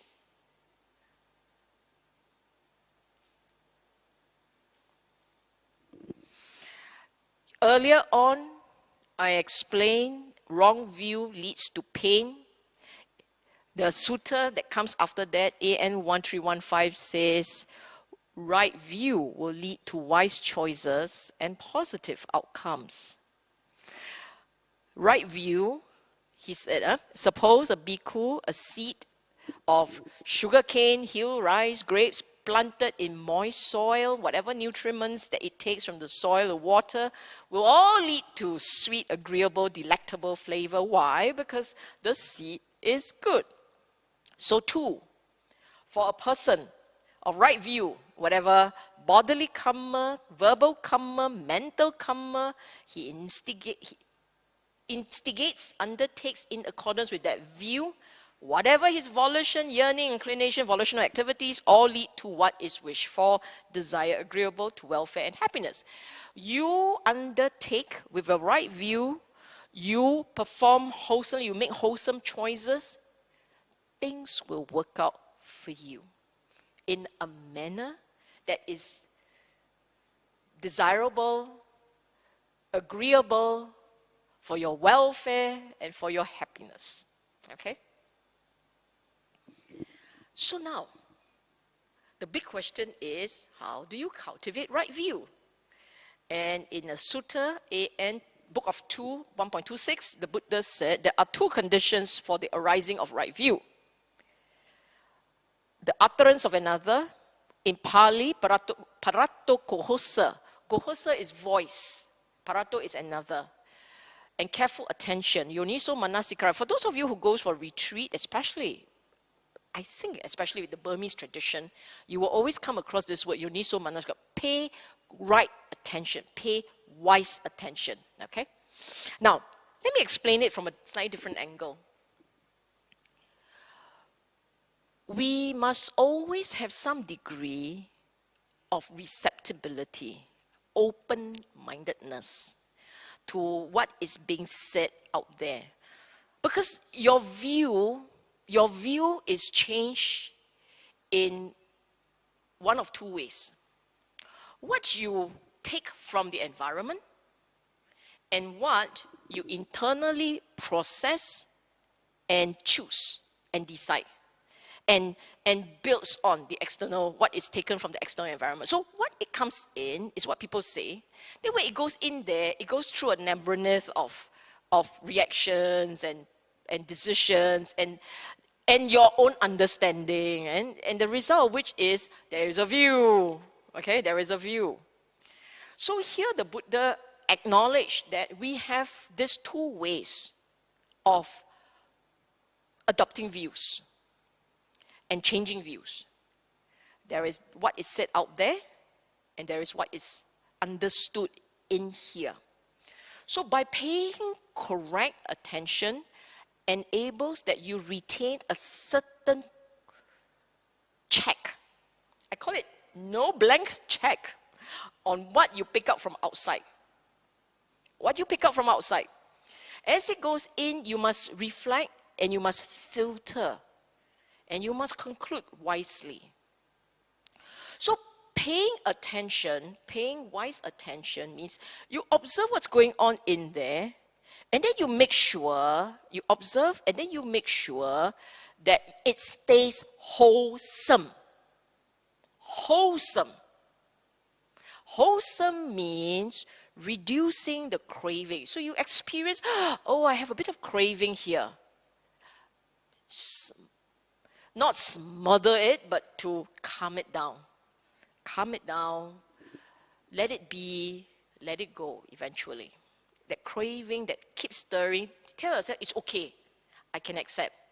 So you pay attention on what's wholesome. If there's anger coming up, tell yourself, oh, there is anger arising.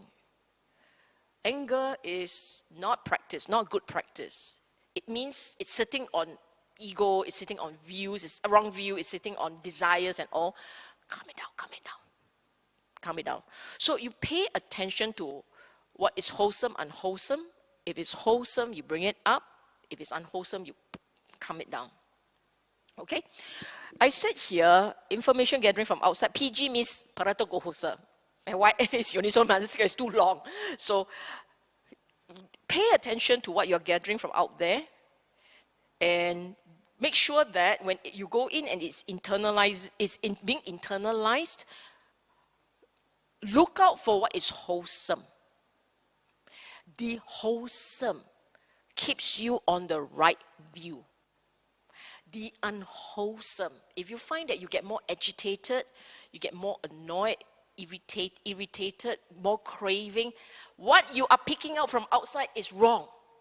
It's as simple as that. You pick up something, a knowledge, a piece of information. If this piece of knowledge said to be from the Buddha, but once it goes in and you get more and more agitated, it was not from the Buddha. I can guarantee you. Whatever came from Buddha only make you more at ease, not dis-ease. This is at least something, this is at least a good one checklist to bear in mind. Whatever that you pick out and they say, oh, this is from the Buddha. And the more you hear, the more agitated you get, or the more you hear, the more exasperated you are. Which is not from the Buddha. Even if it was, it must have been explained to you wrongly. You are either internalizing wrongly, someone is explaining it wrongly. That's why the more you hear, the more agitated you get. Anything from the Buddha will click beautifully. You will listen and go, yes, lovely. This teaching is lovely. It is usually like that. It's very often like that. Buddha's time, people will, why do we say sadhu? Why is everybody so enthusiastic about sadhu? It's not the code word for Buddha. He really stopped and say sadhu because it's a code word for like closed sesame. No. It means they are so joyous. They are lovely, lovely. You know, that's what it means. People couldn't help exclaiming in joy and delight. And that's the power of the Dhamma. Final point to make is views will change. We will grow. As you have been growing this far, views will grow, views will change. But keep it going towards the wholesome so that the insight and understanding continues. Continues, okay? Final thought. Okay, I just want to, because we said so many things, and when I've said too many things, sometimes people may feel a bit overwhelmed. So this is for easing of the mind. You don't remember anything, never mind. Remember these three things, okay? It's easing of the mind. 1, views are very critical. Do not let go of continuing to learn. Learn with right view. Cultivate the right view. Let go of the wrong one. Okay? And I already said this before. The wrong view will lead to growing of unwholesome, your craving, your agitation, and the propensity for cruelty. It will lead to that. The words come out will be nasty, action taken will be hurtful, something like that. So a view that leads to wholesome behavior, a view that leads to unwholesome behavior, bad, okay? Second point, I said essential from non-essential. I know there are all kinds of views about all kinds of things. Today we're only interested in the view that lead to more wholesomeness and more ease in daily living, and which supports spiritual progress. That means the Eightfold Path. Anything that leads to growing wisdom, panya, growing wholesomeness, sīla, and growing peace in the mind, clarity of the mind with deeper peace, deeper presence, being present, samadhi, okay? How do you know that you're on track? You will increasingly feel the Brahma Vihara. Now, I use the word, it's another big Pali word, and I explained that it's literally the abode of Brahma, sublime abode. It's a big word, and typically we'll say that this Brahma Vihara means 4 mental states. Typically we'll say that. It means metta. Metta is friendliness, kindliness. It means karuna, which is compassion, mudita, which is altruistic joy. Altruistic means feeling happy for another.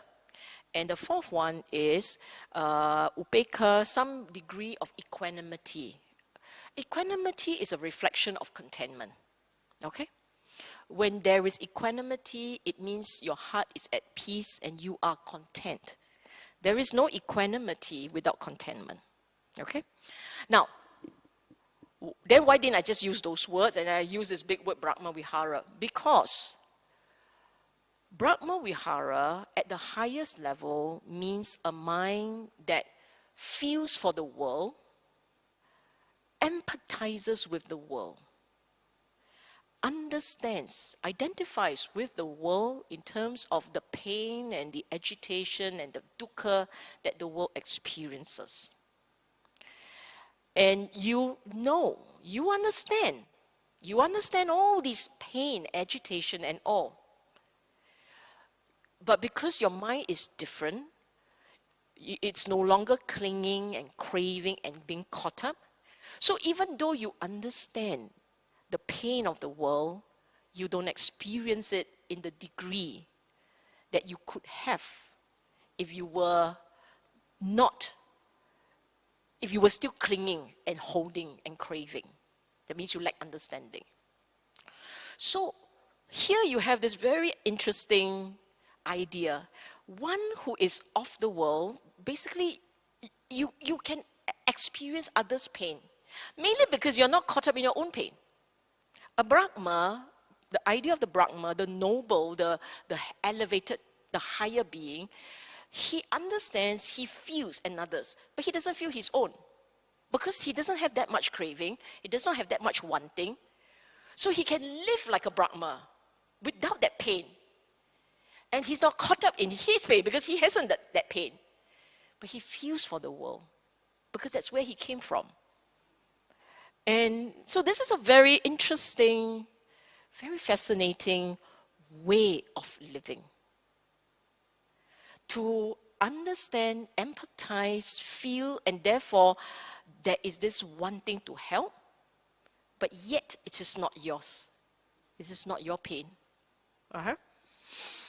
That's why upekkha is in the picture. The equanimity is in the picture. Okay, so this concludes the talk on micchādiṭṭhi, and we should take questions first. Thank you, Sis Sylvia. May I offer the first question, please? The first question is, it's a bit cryptic. It says, why wrong view? 62 types of people with 62 types of wrong view. I'm not sure about the question. Maybe he means... Okay, maybe I will just interpret. Okay. Interpret in a way I can answer, okay? Sure. I'm guessing that the person is wondering, is it 62 people with 62 types of view? No, it's not. It's actually 62 types. It's not 62 people. It's if I put it differently, it's probably different schools offering a slightly different type of wrong view. So that is why if you go into this book by Paul Fuller, he would actually explain that 14 is this and 12 is that, eternalism one set, annihilism another set, materialism a third set. So it's different school holding to different shades of eternalism view and different shades of materialism, something like that. Okay? Yeah, next. Thank you, Sis Sylvia. Another question is, if we disagree with someone, can it be wrong view? No. Agreeing or disagreeing has nothing to do with right or wrong view. Agreeing and disagreeing is just a view. Okay? Whether or not it's right, you can both be wrong. I mean, to be fair, you can both be wrong. Buddha was very specific. Conventional wrong view is those taking whatever the aggregates are as self, taking what is permanent as impermanent, what is impermanent as permanent, what is dukkha as sukha, what is non-self as self. What is ugly, you only focus on the beautiful. So and the third one is on kamma. Those are what shape your regular life. Whereas views, when do you think he is better or that is better, is good or that's bad, that kind of worldly views, they are all wrong views, because they are still caught up in the wrongness of the conventional views. Okay? Thank you. This listener has got two questions. Maybe I do the first question first. I wonder how is one going to fumigate one's mind, given that a thought is arising from a kasana to kasana basis. A kasana is about 0.013 seconds under Theravada tradition. Under this indeed. Under this context, how is one going to catch a thought? For example, agitation during driving when someone cuts into your lane. The moment you press your horn, it is already a past event. Hence, I wonder how is one going to catch a thought momentarily in view that it is a natural reaction? I've always said this in my classes and to people who come out and ask about what sources of reference they should turn to for the Dhamma. And I always say, go to the suttas, go to the Nikayas, the discourses. And the reason is this. The Dhamma has been transmitted through the centuries for 2,500 years and more. And in these 2,500 years, you have teachers, speakers, all kinds of practitioners offering teachings, offering an interpretation sometimes, offering an addendum sometimes, basically offering their understanding through the ages. Some must have been great practitioners and spot on. Some not so great and possibly quite off. If we don't know better, it is always safer to go for, as much as we can, the original teachings, which, unless you're a scholar, just accept that those in the Nikayas and the Vinaya, they are as original as you can get. Why that? Because the question that was just posed sits on a teaching that was not original. Okay, so I will not comment on the teaching per se. I will comment only on the idea that the mind works very fast, it is hard to catch. And this, you're right. Indeed, you are very right, and which is why you will, if you are very serious about the practice, you will need to strengthen the mind's capacity to catch as fast as possible your feeling when it shifts. How do we know something is akusala?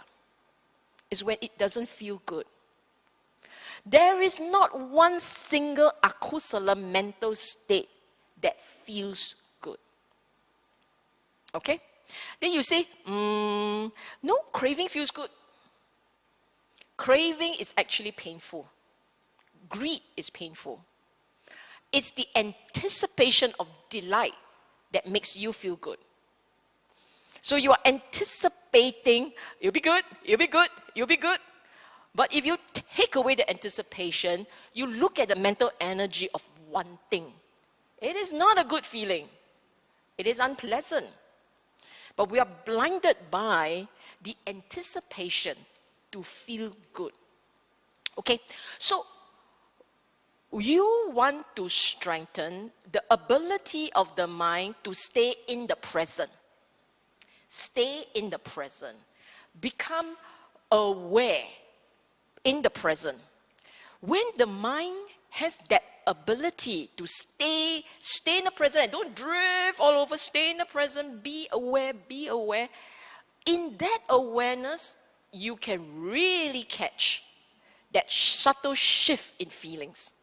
The subtlest shift you can catch. Then you said, the analogy, the example used was, you're driving and you thumb the horn at someone. When you are driving, there's a high possibility that you will not focus present. You didn't train yourself that way. So you're not aware. Because you're not aware, you're caught off guard. Of course you'll run with your feelings.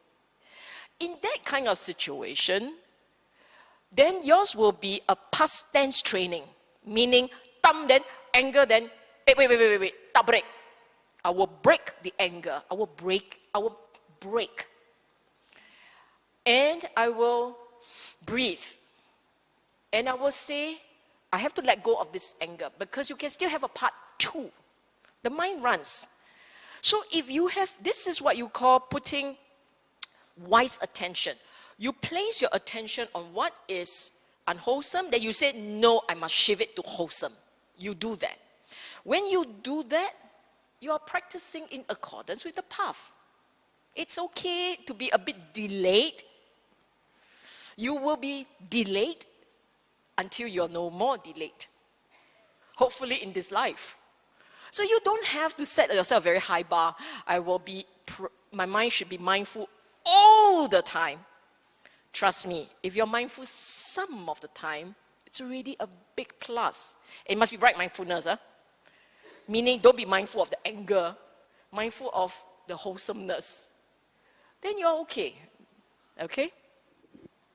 Thank you, Sis Sylvia. Her second question is, in respect of mana conceit, may I know whether under the Theravada tradition, it is embedded in the sixth consciousness, or is it separate from the sixth consciousness?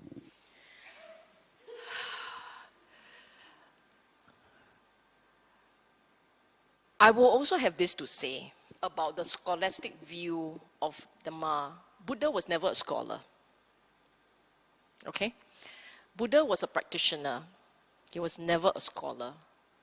Which means to say, his experience of Dhamma is entirely what he observes about the nature of the mind in life.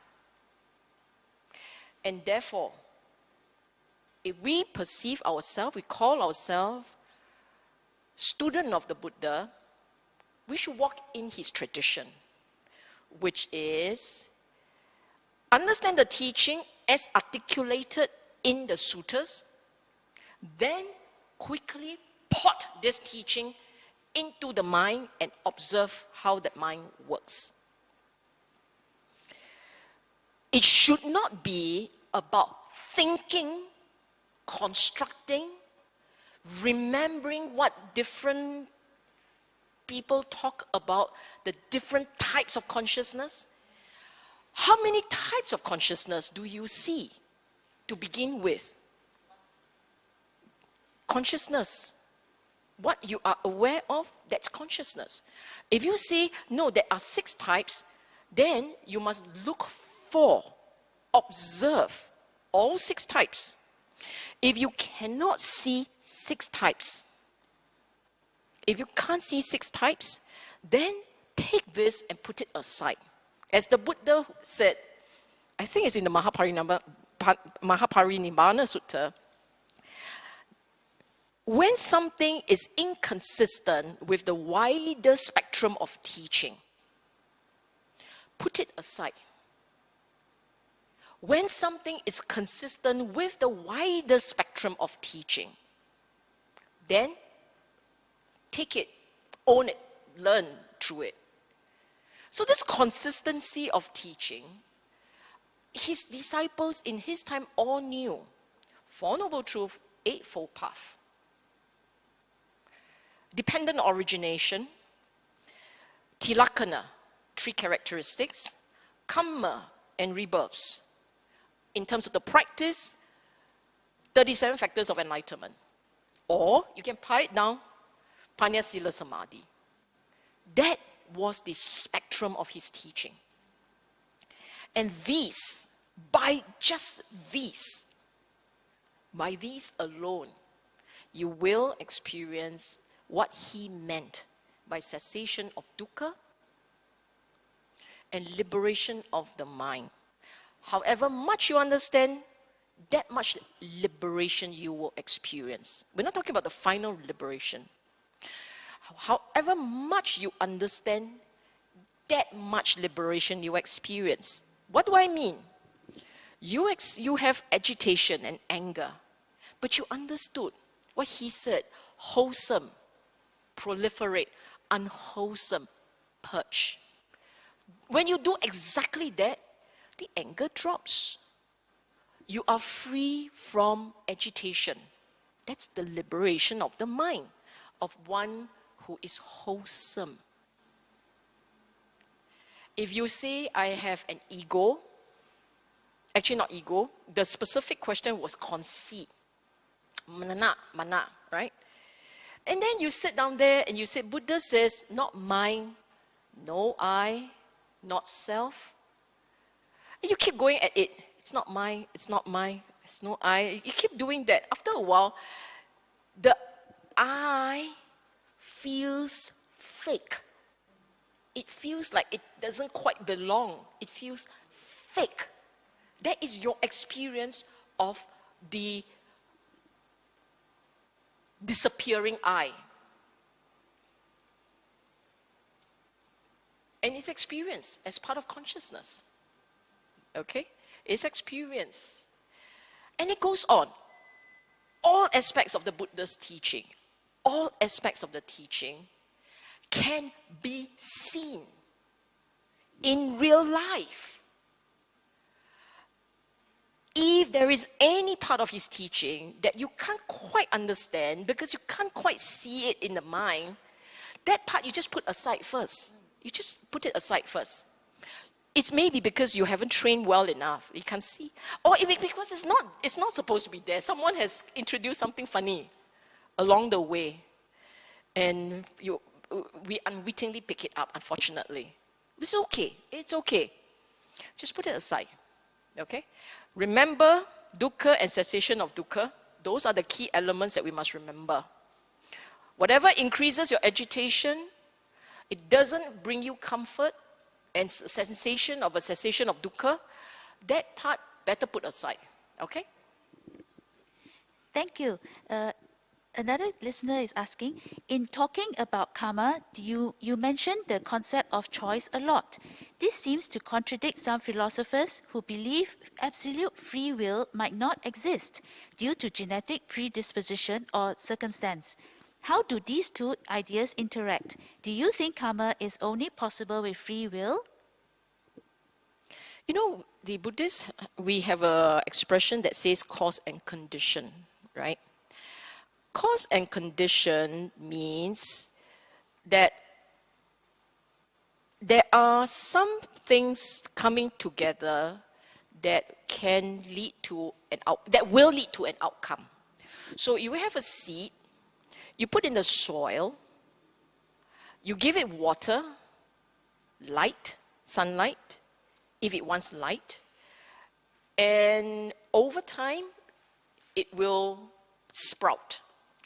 If you have a seed that is cooked, it won't sprout. You can give it the best mineral water, ever, and the best sunlight condition under the shielded trees and all, nothing's going to happen. So the idea here about cause and condition is this. Things are complex. It is not lineal, point 1 to point 2. It needs a set of the correct conditions for something else to happen. Genetics, for instance, is just one condition. The learning environment, your environment, is another set of conditions. The people that you interact with in life is another set of condition. As a Buddhist, I believe in lives that come before. So the habits that come with you will be written into your genetic code. And that's another set of conditions. And all these set of conditions means whether or not you choose to be wholesome or unwholesome is not predetermined.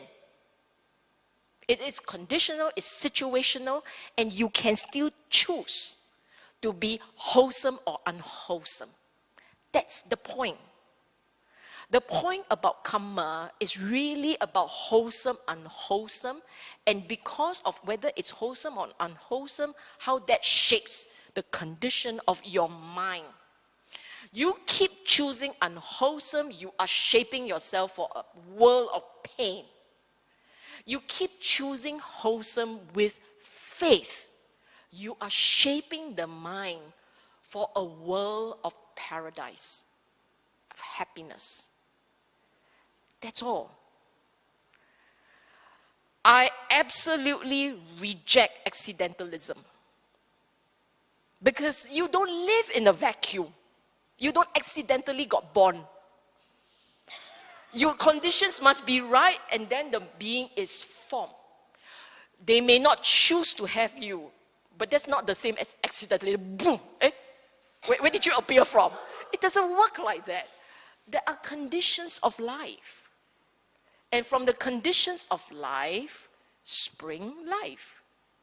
And what is this life? It's the life in your mind, right? It's that this is life. What is experienced in here is life. And what is experienced in here can be tweaked, shape, adjust. You have a choice. Think of it like you are working in a big company and you are a digit. You're one digit in this big company. You are not the boss. You are just a digit in the big company, right? Can you shape things?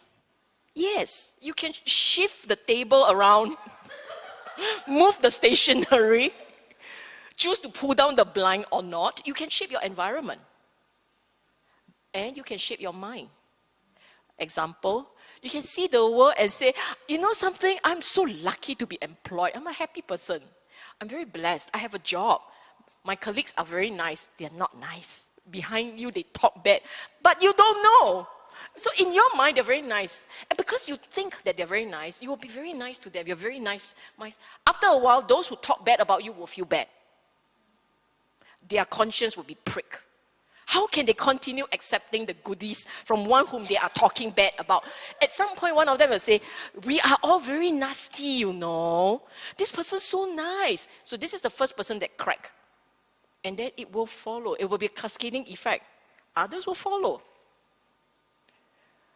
So from what is a delusion, because you thought everyone was nice and you were nice to everyone, to a reality, because they all shifted because of your wholesomeness. Then you say, some smart aleck will say, yeah, but I was deluded firstly, you know.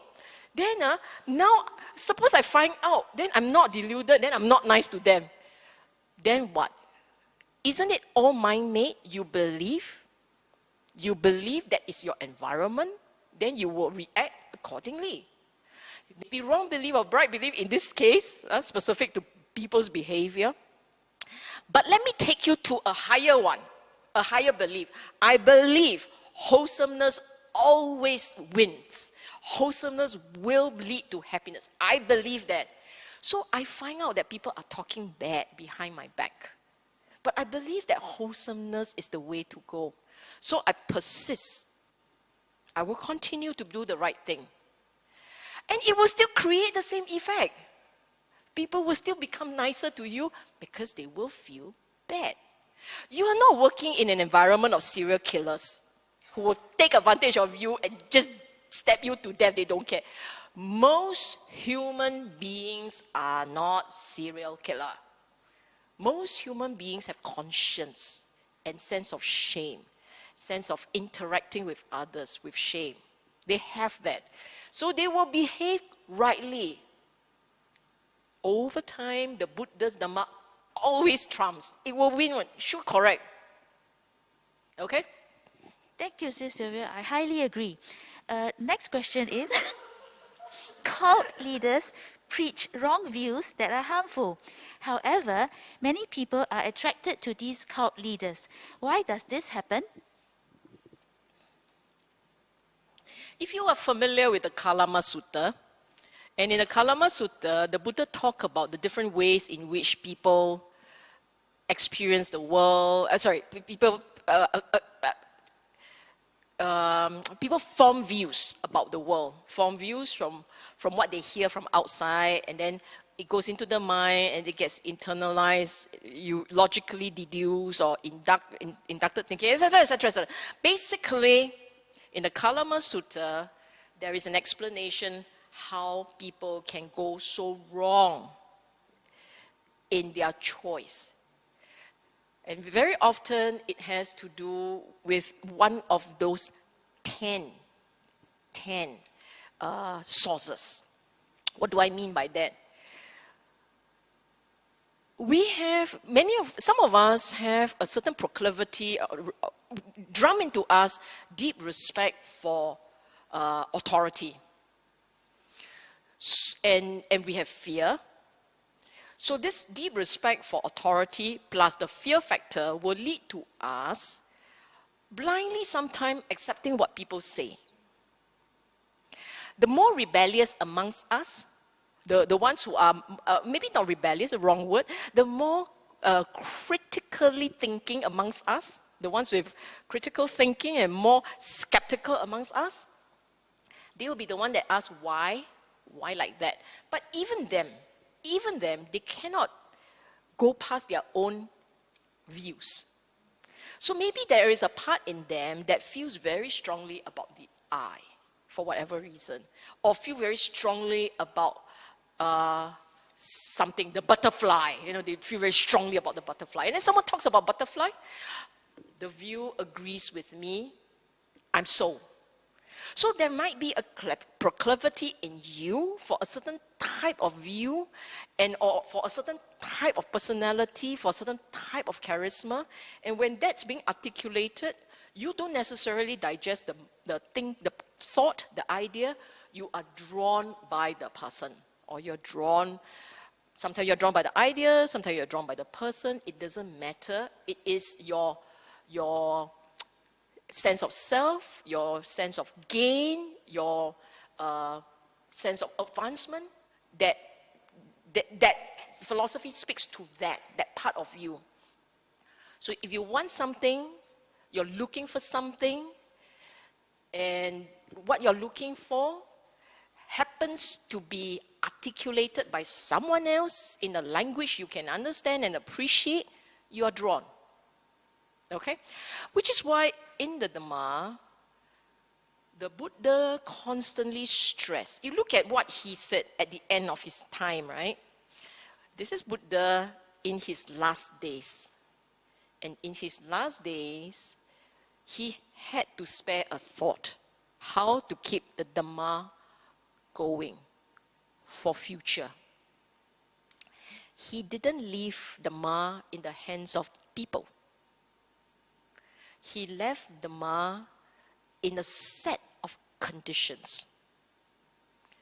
The knowledge and the practice. You keep the knowledge right, you keep the practice wholesome, Dhamma will live. It will go on. Individuals cannot keep what is pure alive, because individuals over time will fail. They will have their weaknesses, they'll have their cravings. What happens if the next generation has no arahant who you passed it to? You know what I'm saying? Because this Dhamma can only be kept alive by purity. Purity. Wholesome mind, wholesome thought, wholesome practice to keep this mind, to keep the Dhamma going. when our ego comes into play, our desires comes into play, that kind of unwholesomeness will stain the Dhamma, will corrupt the practice, will corrupt the teaching. Okay? So Buddha, I was so brilliant. Don't leave it in the hands of people because they are corruptible. Leave it in the hands of knowledge and practice, perpetuated as much as possible so that the knowledge stays alive. The practice stays wholesome, you're fine. It will continue. It was also very telling that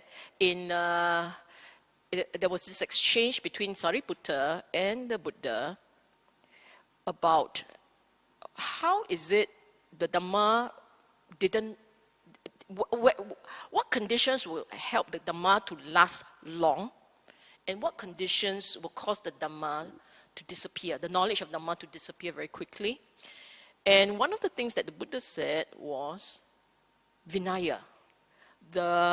If the explanation of the Dhamma was very thorough, and the Vinaya knowledge of the Vinaya is very extensive, lots and lots of Vinaya training going on. If the system is very comprehensive, Dhamma will last long. So what does this mean? It's really about wholesome practice with pure mind, purity of the mind. And as long as you perpetuate that knowledge, the Dhamma will last. Okay? Thank you. In this, the next question is, in this COVID-19 era, there are politicians who give wrong views, like not wearing masks, and no need for social distancing. Aren't the people also to be blamed for not using their wisdom, but to follow the politicians' wrong views? No lah. Did you even see my final thought? Essential from non-essential. Be concerned only with the views that lead to wholesomeness and ease in daily living. There will be a lot of views pertaining to worldly knowledge, worldly experiences, conventional life. And what is right can be proven wrong by science, and what is wrong may eventually be explained by science. Our mind can be very simplistic. You know, we like simple solution, and we go for we may say things like 5 things to do and you will have this result, and 5 things to do that and you have that result. So our mind is very simple. Don't know why. Very, very simple. And then you realize that actually it's not so straightforward. There are various considerations, there are various reasons for this, that, and other, depending on the critical need of the time, this decision is better from a critical need of that time, this other decision might be better, and so on and so on and so on and so forth. Conventional world, the daily life is just a marketplace of views and a marketplace of ideas. Make things easier for us. And if we apply the Dhamma into how do you sieve out right and wrong, then you ask yourself, always ask yourself, fundamentally, what are we trying to achieve? If fundamentally we are trying to achieve A, then the steps introduced, will it help us achieve A? 2, if this means a lot to you, whatever means a lot to you, do your extensive research. So it's about understanding, having deeper knowledge. With more knowledge, you may form a better informed decision about what to do, how to do, why do it like this and that, and so on and so forth, right? You cannot blame. The fact that we blame people actually is a reflection of us having akusala. And this part, I think, as practicing Buddhists, I want to remind everyone, it is not wholesome to be pointing out mistakes that people make. Some mistakes are honest mistakes. wrong ideas, wrong understanding leads to wrong practice. But how does it help to sit there and say, you shouldn't be like this and shouldn't be like that? That's not very helpful. How then do we be helpful as Buddhists? We can say, should we consider this? Maybe we want to consider that. How about trying this also? And then give people a choice. Then our focus should not be saying what has gone wrong, because that will only give us more pain, but to point out what has gone right. And that would be reassuring, and it's helpful for the ones who had tried so hard to do what's right for the rest of us. We should be thanking people for doing the right thing. And if they made a mistake here, it's okay. We will plug that hole. But they have done all these things right. Who is there to say, bravo, lovely? We should be doing that. Buddhists must always, practicing Buddhists must always be content, must always practice empathy, must always bring people together, bring people in, not push people out. That should be the way we do things. Okay? All inclusive. Why all inclusive? Buddha always said, all beings suffer. All beings experience pain. If you don't want to suffer, you don't want to experience pain, we don't inflict it on another. Because when we inflict pain on another, the first person to feel the step is you. We are the one. Okay? Thank you, Sis Sylvia. I think that's absolutely beautiful. Can I invite you, Louis, do you have time for one last question? Yeah. Okay, I think this pertains to all of us. If we try to explain something, but people don't want to listen to us, what should we do? Stop talking.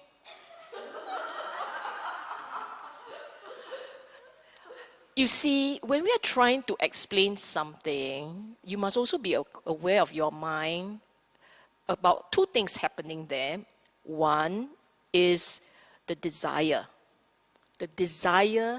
to be heard, that desire to, we say it's to help people.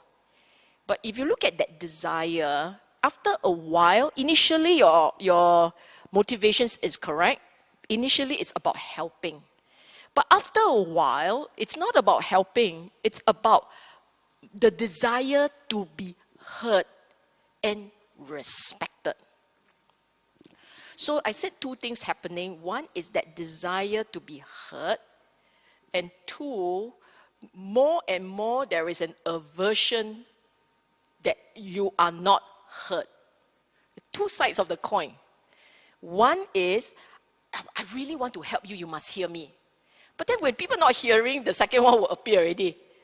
You guys are not listening. You're not very wise. The judgment will come.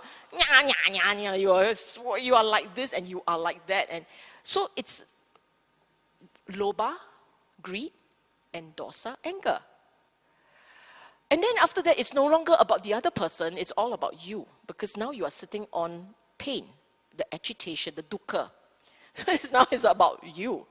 When I say, don't talk, stop talking, it means you have to let go of desire, one thing. Whatever that one thing is, you let it go. When you let it go, your mind restores back to equilibrium. Hopefully fast enough, you will go back to equilibrium. And it's everything. We say we will learn from the Buddha. Right? Buddha was the ultimate purity of the guy. We want to learn from him. What does he do? He sits there and says nothing. You don't ask him, he won't tell you. People have to ask him 3 times what I'm doing, and it's wrong. Huh? What they are doing is absolutely wrong. Bark like a dog, moo like a cow, being the practice for enlightenment. They are all absolutely wrong. And they go to him and they said, Buddha, I do like this correct or not? Buddha went. And then they said, hello, Buddha? The targeter? Huh? I bark like a dog and I moo like a cow, correct or not? The Buddha went, He's got nothing to say. He couldn't comment on that. And the third time he said, you really want to know? Seriously, you really want to know? And then they went, yeah, that's why I asked you 3 times. And he said, no, they're wrong. Why wait 3 times? Because if you are trying to change a person's view, their first instinct is to resist you. The first instinct, because it's the view, the I, the clinging is wrapped up around a view. And when that's the case, why do you bother to fight view with view? No point. Wait till the fellow suffer enough, they'll come to you. I'm very jialat already. I am suffering so much. Hey, can you tell me how to fix this? You ready to learn, is it? Yes, I'm ready to learn. You sure you're ready to learn? Yes, I'm sure I'm ready to learn. Then you thought they will learn. They will hear you. Okay? So the point here is, when you're dying to tell someone something, to help them be better, first and foremost, get a sense of whether they're receptive or not. If they're not receptive, then it's all about you. And then you say that, but it's for their own good. Causing 2 minds, yours and theirs, to become very stained and very agitated is not good. But if they are receptive, they will hear. So some may say, then what do we do? Because it's important that they learn the Dhamma, it's very important. You be the good person. You be the peaceful one. You be the one who really show how to live a carefree and happy life. One day they will turn around and say, how do you do it? Why are you so different from the world? Why are you like floating on air? Can we learn how to float on air like you? And then you said, you sure you want to learn? Seriously, you want to learn? And if they are serious enough, then you share. Then you start sharing. And always start. When you're teaching, sharing the Dhamma, always start wholesome, unwholesome. You can't fix wholesome and unwholesome. You want to talk about 4 Noble Truths and the Eightfold Path. Always start with the wholesome behavior, what is good, what is joyous. That is why the Buddha's teaching to the lay people started with dāna, sīla, bhāvanā. Dāna, giving. Sīla, restraint, moral restraint. Wholesomeness. Bhāvanā, mental cultivation. So that is why you want to share Dhamma, you have to start wholesome, unwholesome. And if you yourself is a big question mark on wholesome, unwholesome, meaning you don't walk the talk, then you better not share Dhamma, because people will turn around and say, your Dhamma doesn't work, leh. Your Dhamma doesn't work. You're so angry, you're so agitated, you're a little bit only angry. Dhamma doesn't work, leh. So therefore, do not be an ambassador of Dhamma. If you have no lightness, you have no joy, you cause more pain than anything else, must practice first. Okay? Thank you. That's all for the questions. May we invite Sis Sylvia to lead us for gratitude in the Dhamma. I like to introduce this component because I feel very strongly that we must not take the Dhamma for granted. We must take the opportunity also to cultivate gratitude, gratitude as a mental state. We have to cultivate gratitude as a mental state. And we want to then do something back for the world, for society, because we're the lucky ones. We're the beneficiaries of what is pure and wholesome, and we must then do something back for others, okay?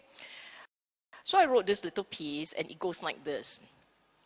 If you had experienced joy listening to the Dhamma, do consider honoring our teacher by putting into practice his first teaching to the lay community. Be chaga, donate, help, give support of time and energy to a worthy charity or spiritual organization of your choice. Here I add one more line. Buddhist Fellowship is a worthy organization.